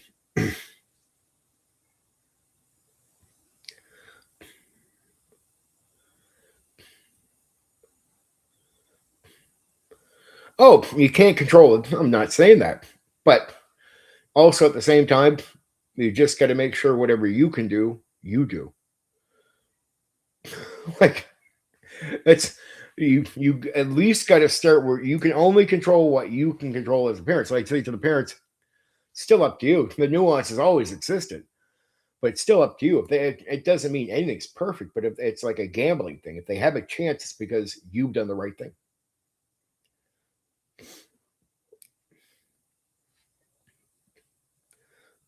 Oh, I hear you. But it's I don't go on like as if I think parenting is perfect. It's just that one of the things is it's like gambling. If the kid has a chance, it and the only thing you can control as a parent is your way, then of course you can't control the outside sources. You can't control what's going to happen when they go to the party, right? You can't control none of that. But it's like what I say is, at the very least, it's if you want to get the best gambling percentage to be on your end with what you want, the most you can at least do is do right on your end, right? And that's all you can do, right? It's good. Doesn't mean I get you. There's nuance. There's toss up between giving freedom, but behavior matters, right? Behavior does matter, and if it's like they act out of hand, calm down. At least you don't get the screaming anymore. At least the screaming has calmed down. It's because what you guys don't know is there was already somebody yelling. So I was right about that. There was they got yelled at. And it wasn't the parents. It was the parents got yelled at. That's what I heard. That's why I said you're gonna have someone yell at them, and that's exactly what happened to them. Parent. It wasn't the kids getting yelled at. It was the parents. And you could even hear the parent like apologizing. So the parent got pitched out. Now the parents getting after it. All right, guys. Uh, I really appreciate tonight was just a bit of a celebration. Um, I am going to take off. Right, save me from some trouble. Definitely a headache. Uh, yeah, yeah. I even skipped my meal tonight before doing this. Like I skipped everything. I just got so fucking hyped up to come on here and talk about this stuff. And there goes them again. So before there's more screaming or yelling for you guys, I love you, Black Rose. Miles, appreciate it. Note, see if you're around. Love you. Let's see, everyone here. Blaster was around. Or Blazer, sorry. Blaze. I apologize, Blazer. Uh, anybody else? Philo, if you see this, love you, dude. We got some good games coming up this weekend. The conspiracy games are good. I've been telling Philo about this. I know you're that. So this is the fucking conspiracy weekend. Unknown Armies and Tribe 8. Everyone take an early rest. Have an early rest, Black Rose. If you can make it tomorrow, it'd be great.